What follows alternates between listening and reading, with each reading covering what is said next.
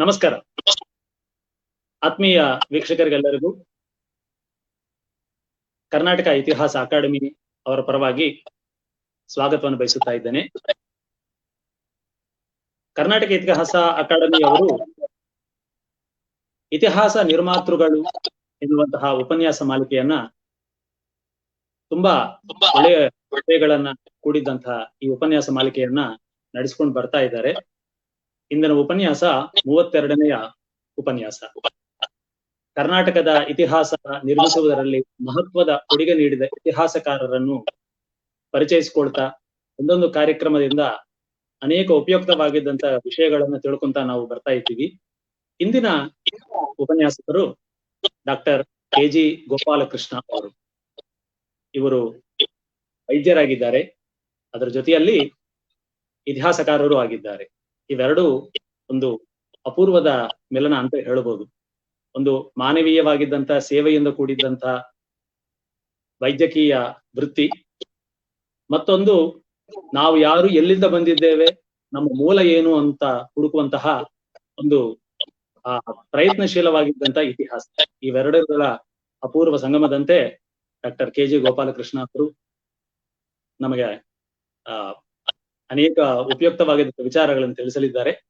ನಾವು ವಿಷಯಕ್ಕೆ ಹೋಗೋಕ್ಕಂತ ಮುಂಚೆ ಸಂಕ್ಷಿಪ್ತವಾಗಿ ಶ್ರೀಯುತರ ಪರಿಚಯವನ್ನ ಮಾಡಿಕೊಳ್ಳಿಕ್ಕೆ ನಾನು ಬಯಸುತ್ತೇನೆ. Doctor KG. ಗೋಪಾಲಕೃಷ್ಣ ಅವರು ಅಕ್ಟೋಬರ್ 16ನೇ ತಾರೀಕು 1948ರಲ್ಲಿ ಜನಿಸಿದ್ದಾರೆ. ಬೆಂಗಳೂರು ಜಿಲ್ಲೆಯ ರಾಮನಗರದಲ್ಲಿ ಪ್ರಾಥಮಿಕ ವಿದ್ಯಾಭ್ಯಾಸವನ್ನು ನಡೆಸಿ ನಂತರ 1972ರಲ್ಲಿ ಮೈಸೂರು ಮೆಡಿಕಲ್ ಕಾಲೇಜಿಂದ MBBS ನಲ್ಲಿ ಪದವೀಧರರಾಗಿದ್ದಾರೆ. 1972ರಿಂದ ರಾಮನಗರದಲ್ಲೇ ವೈದ್ಯ ವೃತ್ತಿಯನ್ನ ಆರಂಭಿಸಿ ಇಂದಿಗೂ ನಡೆಸಿಕೊಂಡು ಬರ್ತಾ ಇದ್ದಾರೆ. ಇವರಿಗೆ ಇತಿಹಾಸ, ಪ್ರವಾಸ ಮತ್ತು ಓದುವುದು ತುಂಬಾ ಆಸಕ್ತಿ ಉಳ್ಳಂತ ವಿಷಯಗಳಾಗಿವೆ. ಇತಿಹಾಸದಲ್ಲಿ ವಿಜಯನಗರ ಸಾಮ್ರಾಜ್ಯದ ಇತಿಹಾಸ ಕುರಿತು ಅವರಿಗೆ ಆಳವಾಗಿದ್ದಂತ ಶ್ರದ್ಧೆ ಮತ್ತೆ ಆಸಕ್ತಿ ಇದೆ. ಆ ವಿಜಯನಗರದ ಇತಿಹಾಸದ ಪ್ರೀತಿಯಿಂದ ಅವರು ಕೃಷ್ಣದೇವರಾಯ ಎನ್ನುವಂತಹ ಗ್ರಂಥವನ್ನು ಬರೆದಿದ್ದಾರೆ. ಇದನ್ನು ಭಾರತೀಯ ವಿದ್ಯಾಭವನ್ ಅವರು ಪ್ರಕಟಿಸಿದ್ದಾರೆ. ಇದರ ಜೊತೆಯಲ್ಲಿ ಮಂತ್ರಾಲಯ ಶ್ರೀ ರಾಘವೇಂದ್ರ ಸ್ವಾಮಿ ಮಠಗಳ ಪರವಾಗಿ ಡಾಕ್ಟರ್ MG ಮಂಜುನಾಥ್ ಅವರ ಜೊತೆಯಲ್ಲಿ ಸಹ ಸಂಪಾದಕತ್ವದಲ್ಲಿ ಮಾಧ್ವ ಮಠಗಳ ಶಾಸನಗಳು ಎನ್ನುವಂತಹ ಗ್ರಂಥದ ಸರಣಿಯನ್ನು 2 ಭಾಗಗಳಾಗಿ ಹೊರತಂದಿದ್ದಾರೆ. ಸಂತೋಷಕರವಾಗಿದ್ದಂತ ಸುದ್ದಿ ಏನು ಅಂತ ಹೇಳಂದ್ರೆ 3ನೆಯ ಸಂಪುಟಿ ಈಗ ತಯಾರಾಗ್ತಾ ಇದೆ. ಶೀಘ್ರದಲ್ಲೇ ಅದು ಹೊರಗೆ ಬರಲಿದೆ. ಮತ್ತೆ ಶ್ರೀಯುತರು ತಮ್ಮ ಬರವಣಿಗೆಯನ್ನು ಇನ್ನೂ ಮುಂದುವರಿಸ್ತಾ ಮತ್ತೆ ಕೃಷ್ಣದೇವರಾಯನ ಮೇಲೆ ಯಾವ ಮಹಾನ್ ಚಕ್ರವರ್ತಿಯ ಹೆಸರು ಕರ್ನಾಟಕ, ಆಂಧ್ರ, ತಮಿಳುನಾಡಿನಲ್ಲಿ ಇವತ್ತಿಗೂ ಸಜೀವವಾಗಿ ನಿಂತಿದೆಯೋ ಅಂತಹ ಮಹಾನ್ ಚಕ್ರವರ್ತಿಯಾಗಿದ್ದಂತಹ ಕೃಷ್ಣದೇವರಾಯನ ಕುರಿತು ಆಂಗ್ಲ ಭಾಷೆಯಲ್ಲಿ ಮತ್ತೊಂದು ಪರಿಶೋಧನಾ ಗ್ರಂಥವನ್ನು ಬರೀತಿದ್ದಾರೆ. ಅದೂ ಮುಂದೆ ನಮಗೆ ಸಿಗಲಿದೆ. ಶ್ರೀ ಕೆ.ಜಿ. ಗೋಪಾಲಕೃಷ್ಣ ಅವರಿಗೆ ನಿಮ್ಮೆಲ್ಲರ ಪರವಾಗಿ ಈ ಉಪನ್ಯಾಸ ಮಾಲಿಕೆಗೆ ವೇದಿಕೆ ಮೇಲೆ ನಾನು ಸ್ವಾಗತವನ್ನು ಬಯಸುತ್ತಾ ಶ್ರೀಯುತರನ್ನು ರಾಬರ್ಟ್ ಸೀವೆಲ್ ಬಗ್ಗೆ ಪ್ರವಚನವನ್ನು ನಡೆಸಿಕೊಟ್ಟು ದಕ್ಷಿಣ ಭಾರತ ಇತಿಹಾಸ, ಅದರಲ್ಲೂ ವಿಜಯನಗರದ ಇತಿಹಾಸಕ್ಕೆ ರಾಬರ್ಟ್ ಸೀವೆಲ್ ಅವರ ಕೊಡುಗೆ ಏನು, ಅವರು ಮಾಡಿದ್ದಂತ ಕೃಷಿ, ಅವರು ಮಾಡಿದ್ದಂತ ಉಪಕಾರ ಇತ್ಯಾದಿಗಳನ್ನೆಲ್ಲ ತಿಳಿಸಬೇಕೆಂದು ಶ್ರೀಯುತರಲ್ಲಿ ನಾನು ಪ್ರಾರ್ಥನೆ ಮಾಡ್ಕೊತಾ ಇದ್ದೀನಿ. ಡಾಕ್ಟರ್ ಗೋಪಾಲಕೃಷ್ಣ ಅವರೇ, ಕಾರ್ಯಕ್ರಮಕ್ಕೆ ಸ್ವಾಗತ. ಎಲ್ಲರಿಗೂ ನಮಸ್ಕಾರ. ಮೊದಲಿಗೆ ನನಗೆ ರಾಬರ್ಟ್ ಸೀವೆಲ್ಲರ ಮೇಲಿನ ಉಪನ್ಯಾಸ ಮಾಡಕ್ಕೆ ಅವಕಾಶ ಕೊಟ್ಟಂತ ಅಕಾಡೆಮಿಯ ಎಲ್ಲರಿಗೂ ಕೃತಜ್ಞತೆಗಳನ್ನ ಸಲ್ಲಿಸ್ತಾ ಇದ್ದೀನಿ. ನಾನು ಈ ಉಪನ್ಯಾಸಕ್ಕೆ ಸಿದ್ಧನಾಗುವ ಮೊದಲು ಒಂದು ಕಿರು ಸಮೀಕ್ಷೆ ಮಾಡಿದೆ. ನನಗೆ ಪರಿಚಯ ಇರುವ 10 ಮಂದಿ ಹಿರಿಯ ಕಿರಿಯ ಇತಿಹಾಸಕಾರರನ್ನು ಹೀಗೆ ಪ್ರಶ್ನೆ ಮಾಡಿದೆ: ನೀವು ರಾಬರ್ಟ್ ಸೀವೆಲ್ಲರ ಎಷ್ಟು ಕೃತಿಗಳನ್ನ ನೋಡಿದ್ದೀರಿ? 10ರಲ್ಲಿ 7 ಮಂದಿ ಫರ್ಗಾಟನ್ ಎಂಪೈರ್ ಒಂದನ್ನೇ ಹೆಸರಿಸಿದ್ರು. 2 ಇದರ ಜೊತೆಗೆ historical inscriptions of south India ಹೇಳಿದ್ರು. ಇನ್ನೊಬ್ಬರು ಮಾತ್ರ ಇವಕ್ಕೆ ಸ್ಕೆಚ್ ಆಫ್ ಡೈನಾಸ್ಟಿ ಸೇರಿಸಿ 3 ಗ್ರಂಥಗಳನ್ನು ನೋಡಿದ್ದೇನೆ ಅಂತ. ಇದು ನನ್ನ ಉಪನ್ಯಾಸದ ನಕ್ಷೆಯನ್ನೇ ಬದಲಿಸ್ತು. ಮೊದಲು ನಾನು ಭಾವಿಸಿದ್ದು ಸಿವೆಲ್ಲರ ಜೀವನ ಚರಿತ್ರೆ, ಅವರ ಭಾರತ ಪ್ರೀತಿ, ಅವರು ಎದುರಿಸಿದ ಕಷ್ಟ ನಷ್ಟಗಳು, ಅವರ ಸೈದ್ಧಾಂತಿಕ ಒಲವುಗಳು, ಇವುಗಳ ಬಗ್ಗೆ ವಿಶೇಷವಾಗಿ ಮಾತನಾಡಿ ಅವರ ಕೃತಿಗಳ ಬಗ್ಗೆ ಅತ್ಯಂತ ಕಡಿಮೆ ವೇಳೆಯನ್ನು ವಿನಿಯೋಗಿಸಬೇಕೆಂದಿದ್ದೆ. ಆದರೆ ಈ ಕಿರು ಸಮೀಕ್ಷೆಯ ನಂತರ ಅವರ ಜೀವನ ಚರಿತ್ರೆಯ ಬಗ್ಗೆ ಹ್ರಸ್ವವಾಗಿ ಮಾತನಾಡಿ ಅವರ ಕೃತಿಗಳ ಕೊಂಚ ವಿಸ್ತಾರವಾದ ಪರಿಚಯ ಮಾಡಲು ಉದ್ದೇಶಿಸಿದ್ದೇನೆ. ನಾನು ಸಿವೆಲ್ಲರ ಜೀವನ ಚರಿತ್ರೆಯನ್ನು ಆಗಿಸಲು ಇನ್ನೂ ಒಂದು ಕಾರಣ ಇದೆ. ಅವರ ವೈಯಕ್ತಿಕ ಜೀವನದ ವಿವರಗಳು ಇಲ್ಲವೆನ್ನಷ್ಟು ವಿರಳವಾಗಿ ಸಿಗುತ್ತವೆ. ಅವರು ಹುಟ್ಟಿದ ಮತ್ತು ಮರಣದ ತೇದಿಯನ್ನು ಹುಡುಕಲು ನಾನು ಸಾಕಷ್ಟು ತಿಣಕಬೇಕಾಯಿತು. ಈ ಅಂಶಗಳನ್ನು ದಯವಿಟ್ಟು ಗಮನಿಸಿ.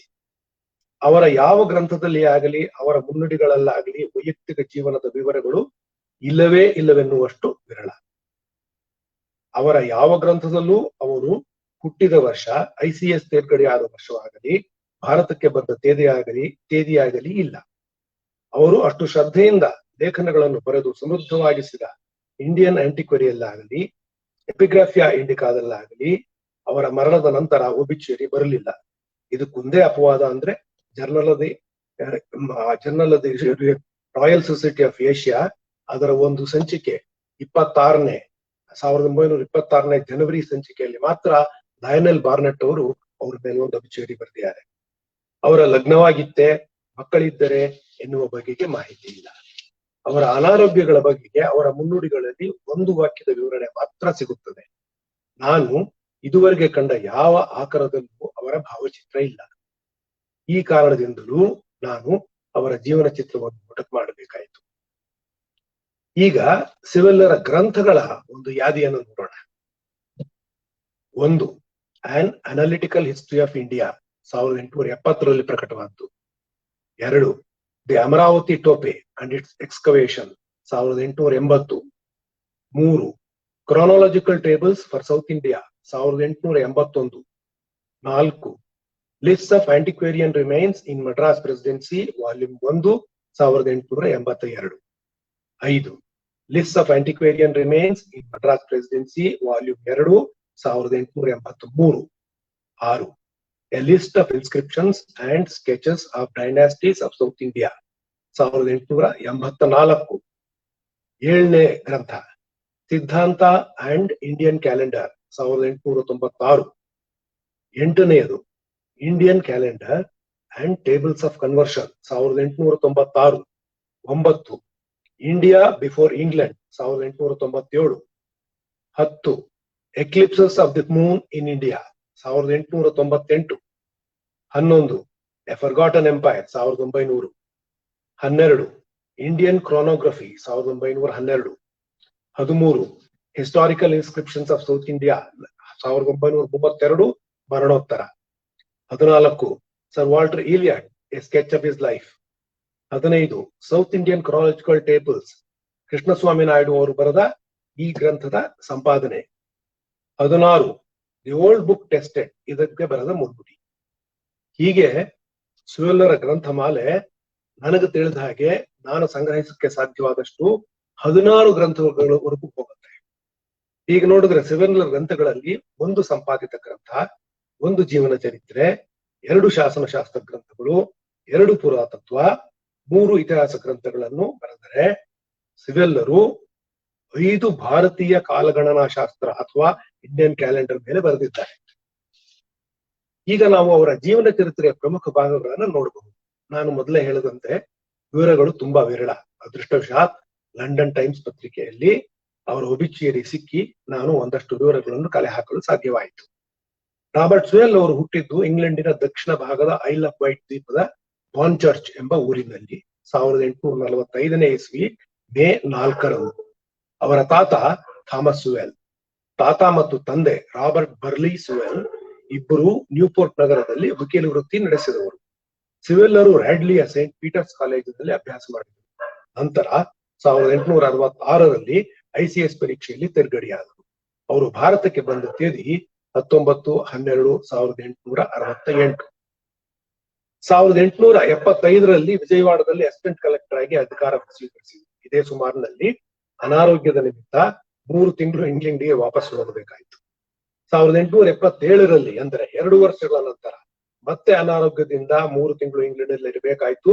ವಾಪಸಾದಾಗ ಕೃಷ್ಣಾ ಜಿಲ್ಲೆಯಲ್ಲಿ ಬರ ಪರಿಹಾರ ಕರ್ತವ್ಯದ ಮೇಲೆ ಕೆಲಸ ಮಾಡಿದರು. 1877ರ ಕೊನೆಯಲ್ಲಿ ಅಮರಾವತಿಯ ಬೌದ್ಧ ಸ್ತೂಪದ ಉತ್ಖನನ ನಡೆಸಿದರು. 1878ರಲ್ಲಿ ಪುನಃ ವಿಜಯವಾಡಕ್ಕೆ ವರ್ಗವಾಯಿತು. 1879-80ರಲ್ಲಿ ಅನಾರೋಗ್ಯದಿಂದ ಇಂಗ್ಲೆಂಡಿನಲ್ಲಿ 1.5 ವರ್ಷ ಕಳಿಬೇಕಾಯಿತು. 1880ರ ಕೊನೆಯಲ್ಲಿ ಕ್ಯಾಪ್ಟನ್ ಆಡಮ್ಸ್ ಅವರ ಪ್ರೈವೇಟ್ ಸೆಕ್ರೆಟರಿ ಆಗಿದ್ದರು. 1881-2ರಲ್ಲಿ ಚೆಂಗಲ್ಪೇಟೆಯ ಅಸಿಸ್ಟೆಂಟ್ ಕಲೆಕ್ಟರ್ ಜೊತೆಗೆ ಪುರಾತತ್ವ ಕರ್ತವ್ಯಗಳನ್ನು ಸೇರಿಸಲಾಯಿತು.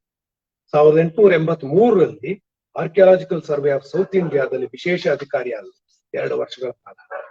1884ರಲ್ಲಿ ಕರ್ನೂಲು ಜಿಲ್ಲೆ ಮ್ಯಾಜಿಸ್ಟ್ರೇಟ್ ಆದರು. 1884ರ ಕೊನೆಗೆ ತಿರುಚನಾಪಳ್ಳಿಯ ಕಲೆಕ್ಟರ್ ಆದರು. 1887ರಲ್ಲಿ ಕಡಪ ಜಿಲ್ಲೆಯ ಜಿಲ್ಲಾ ಮತ್ತು ಸೆಷನ್ಸ್ ಜಡ್ಜ್ ಆದರು.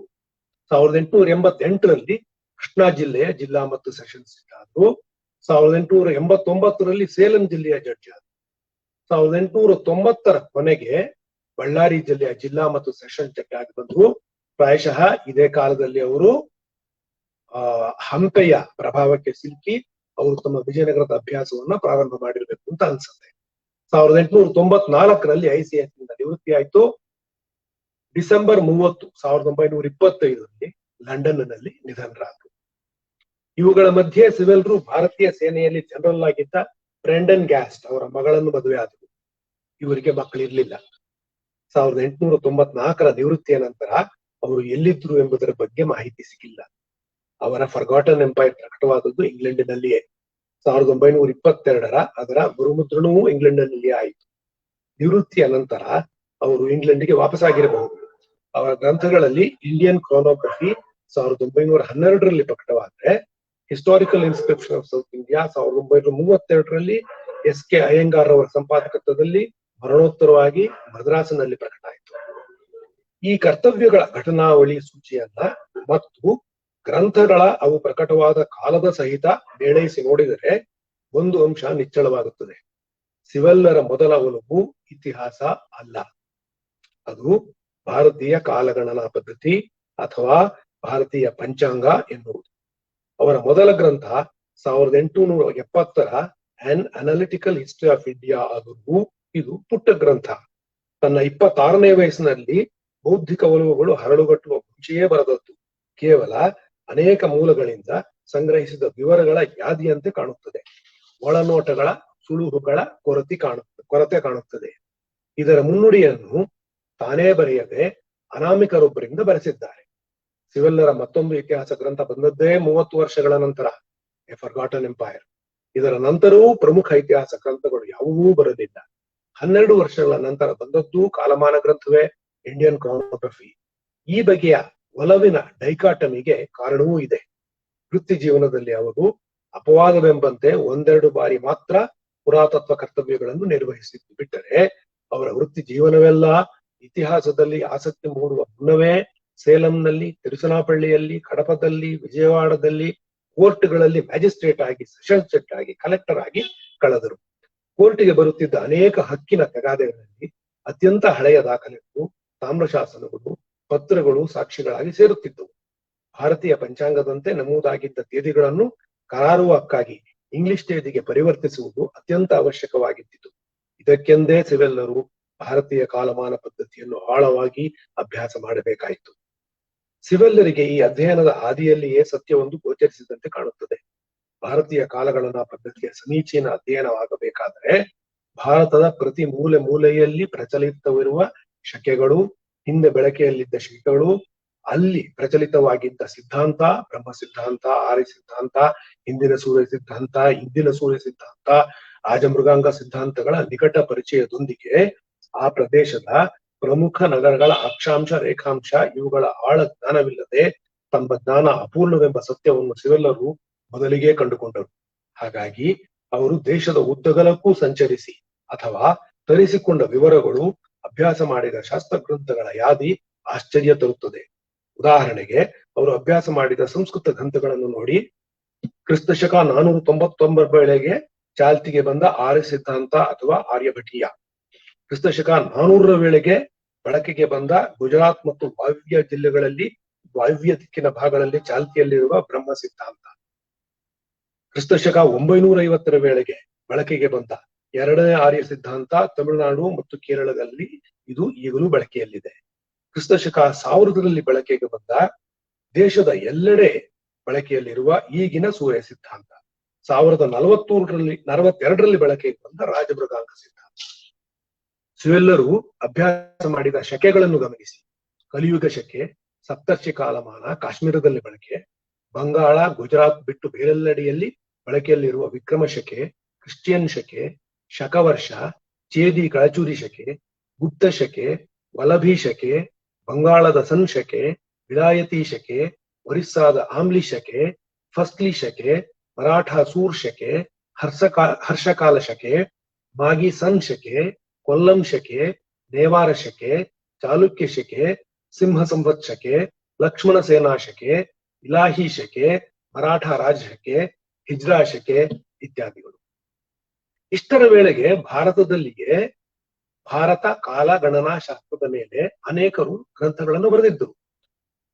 ಸಿವೆಲ್ಲರು ಆ ಕಾಲದಲ್ಲಿ ಈ ಗ್ರಂಥಗಳನ್ನು ಅಭ್ಯಾಸ ಮಾಡಬೇಕಾಯಿತು. ಉದಾಹರಣೆಗೆ ಪ್ರಿನ್ಸೆಪ್ ಅವರ Indian chronological tables, sir Alexander ಕನಿಂಗ್ಹ್ಯಾಮರ book of Indian eras, Krishnaswami Naidu ಅವರ south Indian chronological tables, Kavasji ಪಟೇಲರ ಕ್ರಾನಾಲಜಿ, ಸಿ.ಪಿ. ಬ್ರೌನರ cyclical tables and ephemeris, Swamikannu Pillai ಅವರ 1911ರ ಇಂಡಿಯನ್ ಕ್ರಾನಾಲಜಿ, ರಾಘವಾಚಾರ್ಯ ಅವರ ಎಫಿಮರೀಸ್, ಗಿರೀಶ್ ಚಂದ್ರ ಕ್ರಾನಾಲಜಿಕಲ್ ಟೇಬಲ್ಸ್.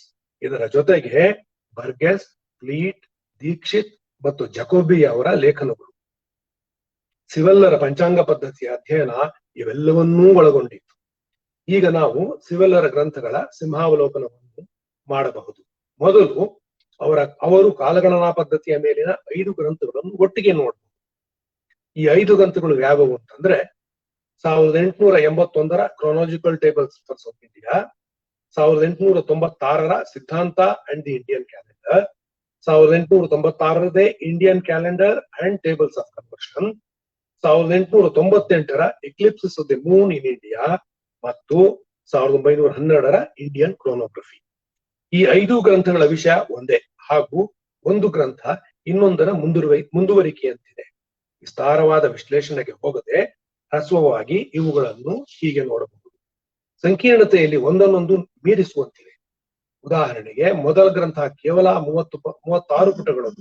ಇದರಲ್ಲಿ 6ನೇ ಶತಮಾನದಿಂದ ಭಾರತೀಯ ಸಂವತ್ಸರಗಳಿಗೆ ಸರಿಹೊಂದುವ ಇಂಗ್ಲಿಷ್ ವರ್ಷಗಳನ್ನು ಆರಂಭದ ತೇದಿಯನ್ನು ಮಾತ್ರ ಕೊಟ್ಟಿದೆ. ಅದೇ 190 ಪುಟಗಳ ಇಂಡಿಯನ್ ಕ್ರೋನಾಲಜಿ ನೀಡುವ ಕೋಷ್ಟಕಗಳ ಯಾದಿ ನೋಡಿ. 1. ದತ್ತವಾದ ಯಾವುದೇ ಭಾರತೀಯ ಪದ್ಧತಿಯ ತೇದಿಯನ್ನು ಇಂಗ್ಲಿಷ್ ತೇದಿಯಾಗಿ ಪರಿವರ್ತಿಸಬಹುದು. 2. ಸೌರಮಾನ ತೇದಿಗೆ ಸಮಾನಾಂತರವಾದ ಸಂವತ್ಸರಗಳಿಗಾಗಿ. 3. ಯಾವುದೇ ವರ್ಷದ ಅಧಿಕ ಕ್ಷಯಮಾಸ ನಿರ್ಧಾರಕ್ಕೆ. 4. ಯಾವುದೇ ಭಾರತೀಯ ಇಂಗ್ಲಿಷ್ ತೇದಿಯ ಕರಣ, ಯೋಗ ಮತ್ತು ನಕ್ಷತ್ರಗಳ ನಿರ್ಧಾರಕ್ಕಾಗಿ. 5. ಭಾರತೀಯ ಚಾಂದ್ರಮಾನ ತೇದಿಯನ್ನು ಸೌರಮಾನ ತೇದಿಯನ್ನಾಗಿ ಪರಿವರ್ತಿಸಲು. 6. ಹಿಜ್ರಾ ತೇದಿಯ ಸಮಾನ ಕ್ರಿಶ್ಚಿಯನ್ ತೇದಿಗಾಗಿ. 7. ಯಾವುದೇ ಕ್ರಿಶ್ಚಿಯನ್ ತೇದಿಯ ವಾರವನ್ನು ಕಂಡುಹಿಡಿಯುವುದು. ಈ ಪಂಚಮಹಾಗ್ರಂಥಗಳ ವಿಷಯದ ಹರವು ಇಷ್ಟು ವಿಶಾಲವಾದುದು. ಆದರೂ ಈ ಗ್ರಂಥಗಳ ಆಖೈರು ಉದ್ದೇಶ ಎಫಿಮೆರಿಸ್ನಂತೆ ಕೆಲಸ ಮಾಡುವುದೇ. ಹಾಗೆ ನೋಡಿದರೆ ಸಿವೆಲ್ಲರ ಗ್ರಂಥಗಳು ನಂತರ ಬಂದ ಸ್ವಾಮಿ ಕಣ್ಣು ಪಿಳ್ಳೆಯವರ ಎಫಿಮೆರಿಸ್ ಹೆಚ್ಚು ನಿಖರ ಎಂದೇ ಸಿದ್ಧವಾಗಿದೆ. ಆದರೂ ವಿದ್ವಾಂಸರು ಸಿವೆಲ್ಲರ ಕೋಷ್ಟಕಗಳನ್ನು ಬಿಟ್ಟು ಕಣ್ಣು ಪಿಳ್ಳೆಯವರ ಗ್ರಂಥವನ್ನೇ ಅನುಸರಿಸಲು ಕಾರಣ ಹೊಂದಿದೆ. ಸಿವೆಲ್ಲರ ಗ್ರಂಥವು ಫಲಿತಾಂಶಕ್ಕೆ ಮುಂದೆ ಹಲವು ಲೆಕ್ಕಾಚಾರಗಳನ್ನು, ಕ್ಯಾಲ್ಕುಲೇಷನ್ಸ್ ಅನ್ನು ಅಪೇಕ್ಷಿಸುತ್ತದೆ. ಕಣ್ಣು ಪಿಳ್ಳೆಯವರ ಕೋಷ್ಟಕಗಳಲ್ಲಿ ಫಲಿತಾಂಶವನ್ನು ನೇರವಾಗಿ ಓದಬಹುದು. ಸಿವೆಲ್ಲರ ಗ್ರಂಥಗಳು ಹಿಂದೆ ಬೀಳುವುದಕ್ಕೆ ಇದೇ ಕಾರಣವಿರಬಹುದು. ಈಗ ಈ 5 ಗ್ರಂಥಗಳಲ್ಲಿ ಕಾಣಸಿಗುವ ಕೆಲವು ಕುತೂಹಲಕಾರಿ, ಹೆಚ್ಚು ಪರಿಚಯವಿಲ್ಲದ ಅಂಶಗಳನ್ನು ತಮ್ಮ ಗಮನಕ್ಕೆ ತರಬಯಸುತ್ತೇನೆ. ಈ 5 ಗ್ರಂಥಗಳಲ್ಲಿ ಗಣನೆಗೆ ಸಿವೆಲ್ಲರು ತೆಗೆದುಕೊಂಡಿರುವುದು ಉಜ್ಜಯಿನಿಯ ಬಳಿಯ ಅಮರಕಂಟಕ ಪರ್ವತದ ಲಂಕೆ ಎಂಬ ಸ್ಥಳವನ್ನು 0 ಡಿಗ್ರಿ ಅಕ್ಷಾಂಶ ಮತ್ತು ರೇಖಾಂಶವಾಗಿ ಪರಿಗಣಿಸಿಯೇ. ನಕ್ಷತ್ರ, ತಿಥಿ ಇವುಗಳ ಲೆಕ್ಕವು ಇಲ್ಲಿಗೆ ಅನ್ವಯಿಸುತ್ತದೆ. ಭಾರತದ ಇತರೆಡೆಗಳಲ್ಲಿ ವಾಸಿಸುವವರು ರೇಖಾಂಶ ವ್ಯತ್ಯಾಸಗಳನ್ನು ಗಣನೆಗೆ ತೆಗೆದುಕೊಂಡು ಸೂರ್ಯೋದಯದ ವೇಳೆಯನ್ನು ಬದಲಾಯಿಸಿಕೊಳ್ಳಬೇಕು. 2. ಈ ಗ್ರಂಥಗಳಲ್ಲಿ ನಿರ್ದೇಶಿಸುವುದೆಲ್ಲವೂ ಈಗ ದಕ್ಷಿಣ ಭಾರತದ ಬಹುತೇಕ ಭಾಗಗಳಲ್ಲಿ ಬಳಕೆಯಲ್ಲಿರುವ ಸೂರ್ಯ ಸಿದ್ಧಾಂತದ ಲೂನಿ ಸೋಲಾರ್ ಎಂದು ಕರೆಯಲ್ಪಡುವ ಸೌರ ಚಾಂದ್ರಮಾನ ವರ್ಷಗಳೇ. ಉಲ್ಲೇಖಿತ ಪ್ರತಿ ವರ್ಷವೂ ಗತ ವರ್ಷವೇ. ಯಾವ ಚಾಂದ್ರಮಾನ ಮಾಸದಲ್ಲಿ ಸೂರ್ಯನು ಹೊಸ ರಾಶಿಯನ್ನು ಪ್ರವೇಶಿಸುವುದಿಲ್ಲವೋ ಅದು ಅಧಿಕ ಮಾಸ.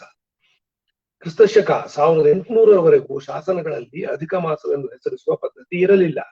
ಬದಲಿಗೆ ಅಧಿಕವನ್ನು ಪ್ರಥಮ ಎಂದು, ನಿಜವನ್ನು ದ್ವಿತೀಯ ಎಂದು ಕರೆಯಲಾಗುತ್ತಿತ್ತು ಎಂದೇ ಶಾಸನಗಳಲ್ಲಿ ಅಧಿಕ ಮಾಸದ ಪ್ರಸಕ್ತಿ ಅಪರೂಪ. 5.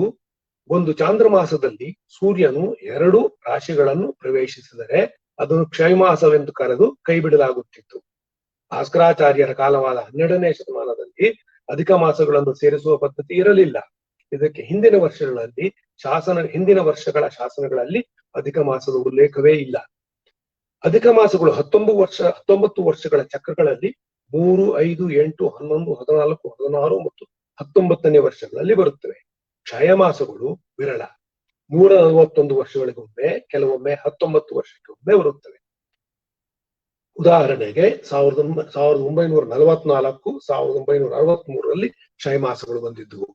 ನಾವು ಇಂದು ಬಳಸುವ 60 ವರ್ಷಗಳ ಸಂವತ್ಸರ ಚಕ್ರವನ್ನು ಬೃಹಸ್ಪತಿ ಸಂವತ್ಸರ ಚಕ್ರವೆಂದು ಕರೆಯುತ್ತಾರೆ. ಏಕೆಂದರೆ ಒಂದು ಸಂವತ್ಸರ ವರ್ಷವು ಗುರುಗ್ರಹವು ಬೃಹಸ್ಪತಿ ಅಥವಾ ಜುಪಿಟರ್ ಗುರುಗ್ರಹವು ರಾಶಿಯೊಂದನ್ನು ದಾಟಲು ಬೇಕಾದ 361 ದಿನಗಳನ್ನು ಒಳಗೊಂಡಿದೆ. ಹಾಗೆಯೇ ಚಂದ್ರನ ಸೂರ್ಯ ಪ್ರದಕ್ಷಿಣೆಯ ಕಾಲವಾದ 354 ದಿನಗಳನ್ನು ಚಾಂದ್ರಮಾನ ವರ್ಷವೆನ್ನುತ್ತಾರೆ. ಹಾಗೆಯೇ ಸೂರ್ಯನು 12 ರಾಶಿಗಳನ್ನು ಕ್ರಮಿಸಲು ಬೇಕಾದ 365 ದಿನಗಳನ್ನು ಸೌರಮಾನ ವರ್ಷವೆನ್ನುತ್ತಾರೆ. ನಾವು ಈಗ ದಕ್ಷಿಣ ಭಾರತದಲ್ಲಿ ಉಪಯೋಗಿಸುವ ಪಂಚಾಂಗದಲ್ಲಿ ತಿಂಗಳುಗಳನ್ನು ಚಾಂದ್ರಮಾನ ಪದ್ಧತಿಯಲ್ಲೂ ವರ್ಷಗಳನ್ನು ಸೌರಮಾನ ಪದ್ಧತಿಯಲ್ಲೂ ಅನುಸರಿಸುವುದರಿಂದ ಇದಕ್ಕೆ ಚಾಂದ್ರ ಸೌರಮಾನ ಪದ್ಧತಿ ಎನ್ನುತ್ತಾರೆ. ಒಂದು ಸೌರಮಾನ ವರ್ಷದಲ್ಲಿ ಎಂದರೆ ಮೇಷದಿಂದ ಹಿಡಿದು ಮೀನದವರೆಗಿನ 365 ದಿನಗಳಲ್ಲಿ 361 ದಿನಗಳ ಪ್ರಭವಾದಿ ಸಂವತ್ಸರಗಳು ಪ್ರಾರಂಭವಾದರೆ ಈ ಸಂವತ್ಸರವನ್ನೇ ಕ್ಷಯವರ್ಷವೆಂದು ಭಾವಿಸಿ ಕೈ ಬಿಡುತ್ತಾರೆ. ಇದು 85-86 ವರ್ಷಗಳಿಗೊಮ್ಮೆ ಆಗುತ್ತದೆ. ಉದಾಹರಣೆ 1779. ಭಾರತದಲ್ಲಿ 1000 ವರ್ಷಗಳಿಂದಲೂ ಸೂರ್ಯ ಸಿದ್ಧಾಂತವೇ ಬಳಕೆಯಲ್ಲಿದೆ. ದಕ್ಷಿಣ ಭಾರತದಲ್ಲಿ ಸಂಕ್ರಾಂತಿಯ ಲೆಕ್ಕಾಚಾರದಲ್ಲಿ ಮಾತ್ರ ಆರ್ಯ ಸಿದ್ಧಾಂತದ ಬಳಕೆ ಇದೆ. ಯಾವುದೇ ಎಫಿಮೆರಿಸ್ ನಲ್ಲಿ ಕಲಿಯುಗ ವರ್ಷಗಳು ಮಾತ್ರ ವರ್ತಮಾನ ವರ್ಷಗಳು, ಉಳಿದೆಲ್ಲ ಶಕೆಗಳು ಗತ ಸಂದ ವರ್ಷಗಳನ್ನೇ ದಾಖಲಿಸುತ್ತವೆ. ಭಾರತದಲ್ಲಿ ಸಂವತ್ಸರಗಣನೆ ಆರಂಭವಾದದ್ದು ಸುಮಾರು 908 ಸಿಇಯಲ್ಲಿ. ಆಗ ಕ್ಷಯ ವರ್ಷಗಳಿರಲಿಲ್ಲ. ಈ ವರ್ಷದಿಂದಲೇ ಸೌರ ಚಾಂದ್ರಮಾನ ವರ್ಷವೂ ಪ್ರಾರಂಭವಾಯಿತು. ದಕ್ಷಿಣ ಭಾರತೀಯ ಸಂವತ್ಸರ ಚಕ್ರವು ಉತ್ತರ ಭಾರತ ಸಂವತ್ಸರ ಚಕ್ರಕ್ಕಿಂತ 12 ವರ್ಷ ಹಿಂದಿದೆ. ನಮ್ಮಲ್ಲಿ ಶಾರ್ವರಿ ಆದರೆ ಉತ್ತರ ಭಾರತದಲ್ಲಿ ಸರ್ವಧಾರಿ. ಹೀಗೆ ಉತ್ತರ ಭಾರತದ ಅನೇಕ ಭಾಗಗಳಲ್ಲಿ ತಿಂಗಳು ಪೂರ್ಣಿಮೆ ಎಂದು ಪ್ರಾರಂಭವಾಗಿ ಪೂರ್ಣಿಮೆಯೆಂದೇ ಮುಗಿಯುತ್ತದೆ. ಶಾಸನಗಳಲ್ಲಿ ಗತವರ್ಷಗಳನ್ನೇ ಏಕೆ ಹಾಕುವುದೆಂದರೆ ವರ್ತಮಾನ ವರ್ಷವನ್ನು ಲೆಕ್ಕ ಹಾಕಲು ಗತವರ್ಷದ ಕೊನೆಯ ಗ್ರಹಸ್ಥಾನಗಳೇ ಆಧಾರ. ಉತ್ತರ ಭಾರತದಲ್ಲಿ ವಿಕ್ರಮ ಶಕೆ ಇದ್ದು ಗತವರ್ಷದ ಪದ್ಧತಿ ಇಲ್ಲ. ಶಕೆಯ ಅತಿ ಪ್ರಾಚೀನ ಉಲ್ಲೇಖ ಮಂಗಳೀಸನ ಬಾದಾಮಿ ಶಾಸನದಲ್ಲಿ 578 ಸಿಇ. ಆದರೆ ಇದಕ್ಕಿಂತ ಮುಂಚೆಯೇ ಲೋಕ ವಿಭಾಗದಲ್ಲಿ 380ನೇ ಶಕ ವರ್ಷದ ಪ್ರಸಕ್ತಿ ಬರುತ್ತದೆ. ಸಂವತ್ಸರದ ಮೊದಲ ಉಲ್ಲೇಖ ಮಂಗಳೀಸನ ಮಹಾಕೂಟ ಶಾಸನದಲ್ಲೇ 602 ಸಿ. ವಾರದ ಪ್ರಥಮ ಉಲ್ಲೇಖವು ಕ್ರಿಸ್ತಶಕ 484ರ ಗುಪ್ತರ ಶಾಸನದಲ್ಲಿ ಬರುತ್ತದೆ. ಶಾಲಿವಾಹನ ಶಕದ ಮೊದಲ ಉಲ್ಲೇಖವು 13ನೇ ಶತಮಾನದಿಂದ ಪ್ರಾರಂಭ. ಸಂಕ್ರಾಂತಿಗಳ, ನಕ್ಷತ್ರಗಳ, ಲಗ್ನಗಳ ಮೊದಲ ಉಲ್ಲೇಖಗಳು ಶಾಸನಗಳಲ್ಲಿ 10ನೇ ಶತಮಾನದಲ್ಲಿ ಸಿಗುತ್ತವೆ. ಕಲಿವರ್ಷದ ಪ್ರಥಮ ಉಲ್ಲೇಖ ಇಮ್ಮಡಿ ಪುಲಿಕೇಶ ಐಹೊಳೆ ಶಾಸನದಲ್ಲೂ, ಶಕವರ್ಷದ ಪ್ರಥಮ ಉಲ್ಲೇಖ ಪುಲಿಕೇಶ ಇನ್ನೊಂದು ಐಹೊಳೆ ಶಾಸನದಲ್ಲೂ ಸಿಗುತ್ತವೆ. ಈಗ ಸಿವೆಲ್ಲರ ಉಳಿದ ಗ್ರಂಥಗಳ ಕಿರುಪರಿಚಯ ಮಾಡಿಕೊಟ್ಟು ಈ ಉಪನ್ಯಾಸವನ್ನು ಮುಗಿಸಬೇಕೆಂದಿದ್ದೇನೆ. ಸಿವಿಲ್ ಅವರು ಬರೆದ ಮೊದಲ ಗ್ರಂಥ 250 ಪುಟಗಳ ಅನಾಲಿಟಿಕಲ್ ಹಿಸ್ಟರಿ ಆಫ್ ಇಂಡಿಯಾ 1880ರಲ್ಲಿ ಪ್ರಕಟವಾಯಿತು. ಇದರಲ್ಲಿ ಕ್ರಿಸ್ತಪೂರ್ವ 2034ರ ಸೆಮಿರಾಮಿಸ್ನ ಆಕ್ರಮಣದಿಂದ ಹಿಡಿದು ಕಾಲಾನುಕ್ರಮವಾಗಿ 1857ರವರೆಗೂ ಭಾರತದ ಇತಿಹಾಸವಿದೆ. ಮುನ್ನುಡಿಯನ್ನು ಸಿವೆಲ್ ಅವರು ಬರೆದಿಲ್ಲ. ಬರೆದಿರುವವು ಪರಿಚಯ ಹೇಳಿಕೊಂಡಿಲ್ಲ. 2. Amaravati top and its excavation. ಉತ್ಖನನ 1877ರಲ್ಲಿ ಆಗಿದ್ದಾದರೂ ಅನಾರೋಗ್ಯದ ಕಾರಣ ವರದಿ ಪ್ರಕಟವಾದದ್ದು 1880ರಲ್ಲಿ. ಸಿವೆಲ್ಲರು ಕೃಷ್ಣಾ ಜಿಲ್ಲೆಯ ಮ್ಯಾಜಿಸ್ಟ್ರೇಟ್ ಆಗಿದ್ದಾಗ ಸರ್ಕಾರದ ಅಣತಿಯಂತೆ ಅದೇ ಜಿಲ್ಲೆಯ ಬೌದ್ಧ ತಾಣದ ಉತ್ಖನನ ನಡೆಸಿದರು. ಉತ್ಖನನ ನಡೆದದ್ದು 1 ವಾರ ಮಾತ್ರ. ಇದಕ್ಕೋಸ್ಕರ ಸರ್ಕಾರ ನೀಡಿದ್ದ 1,000 ರೂಪಾಯಿಗಳು ಖರ್ಚಾದವು. ಉತ್ಖನನ ನಡೆದಾಗ ಸಿವೆಲ್ಲರ ಜೊತೆ ಫೋಟೋಗ್ರಾಫರ್ ಆಗಲಿ ಡ್ರಾಟ್ಸ್ಮನ್ ಆಗಲಿ ಇರಲಿಲ್ಲ. ಈ ಕೊರತೆಯನ್ನು ಬಿಸಿಲಿನ ಬೇಗೆಯನ್ನು, ಕಳ್ಳರ ಉಪಟಳವನ್ನು ಹೇಳಿಕೊಂಡು ಸಿವೆಲ್ಲರು ಪೇಚಾಡಿದ್ದಾರೆ. ಕೋರ್ಟ್ ಕೆಲಸದ ನಡುವೆಯೇ ಉತ್ಖನನವೂ ನಡೆಯಬೇಕಾಗಿತ್ತು.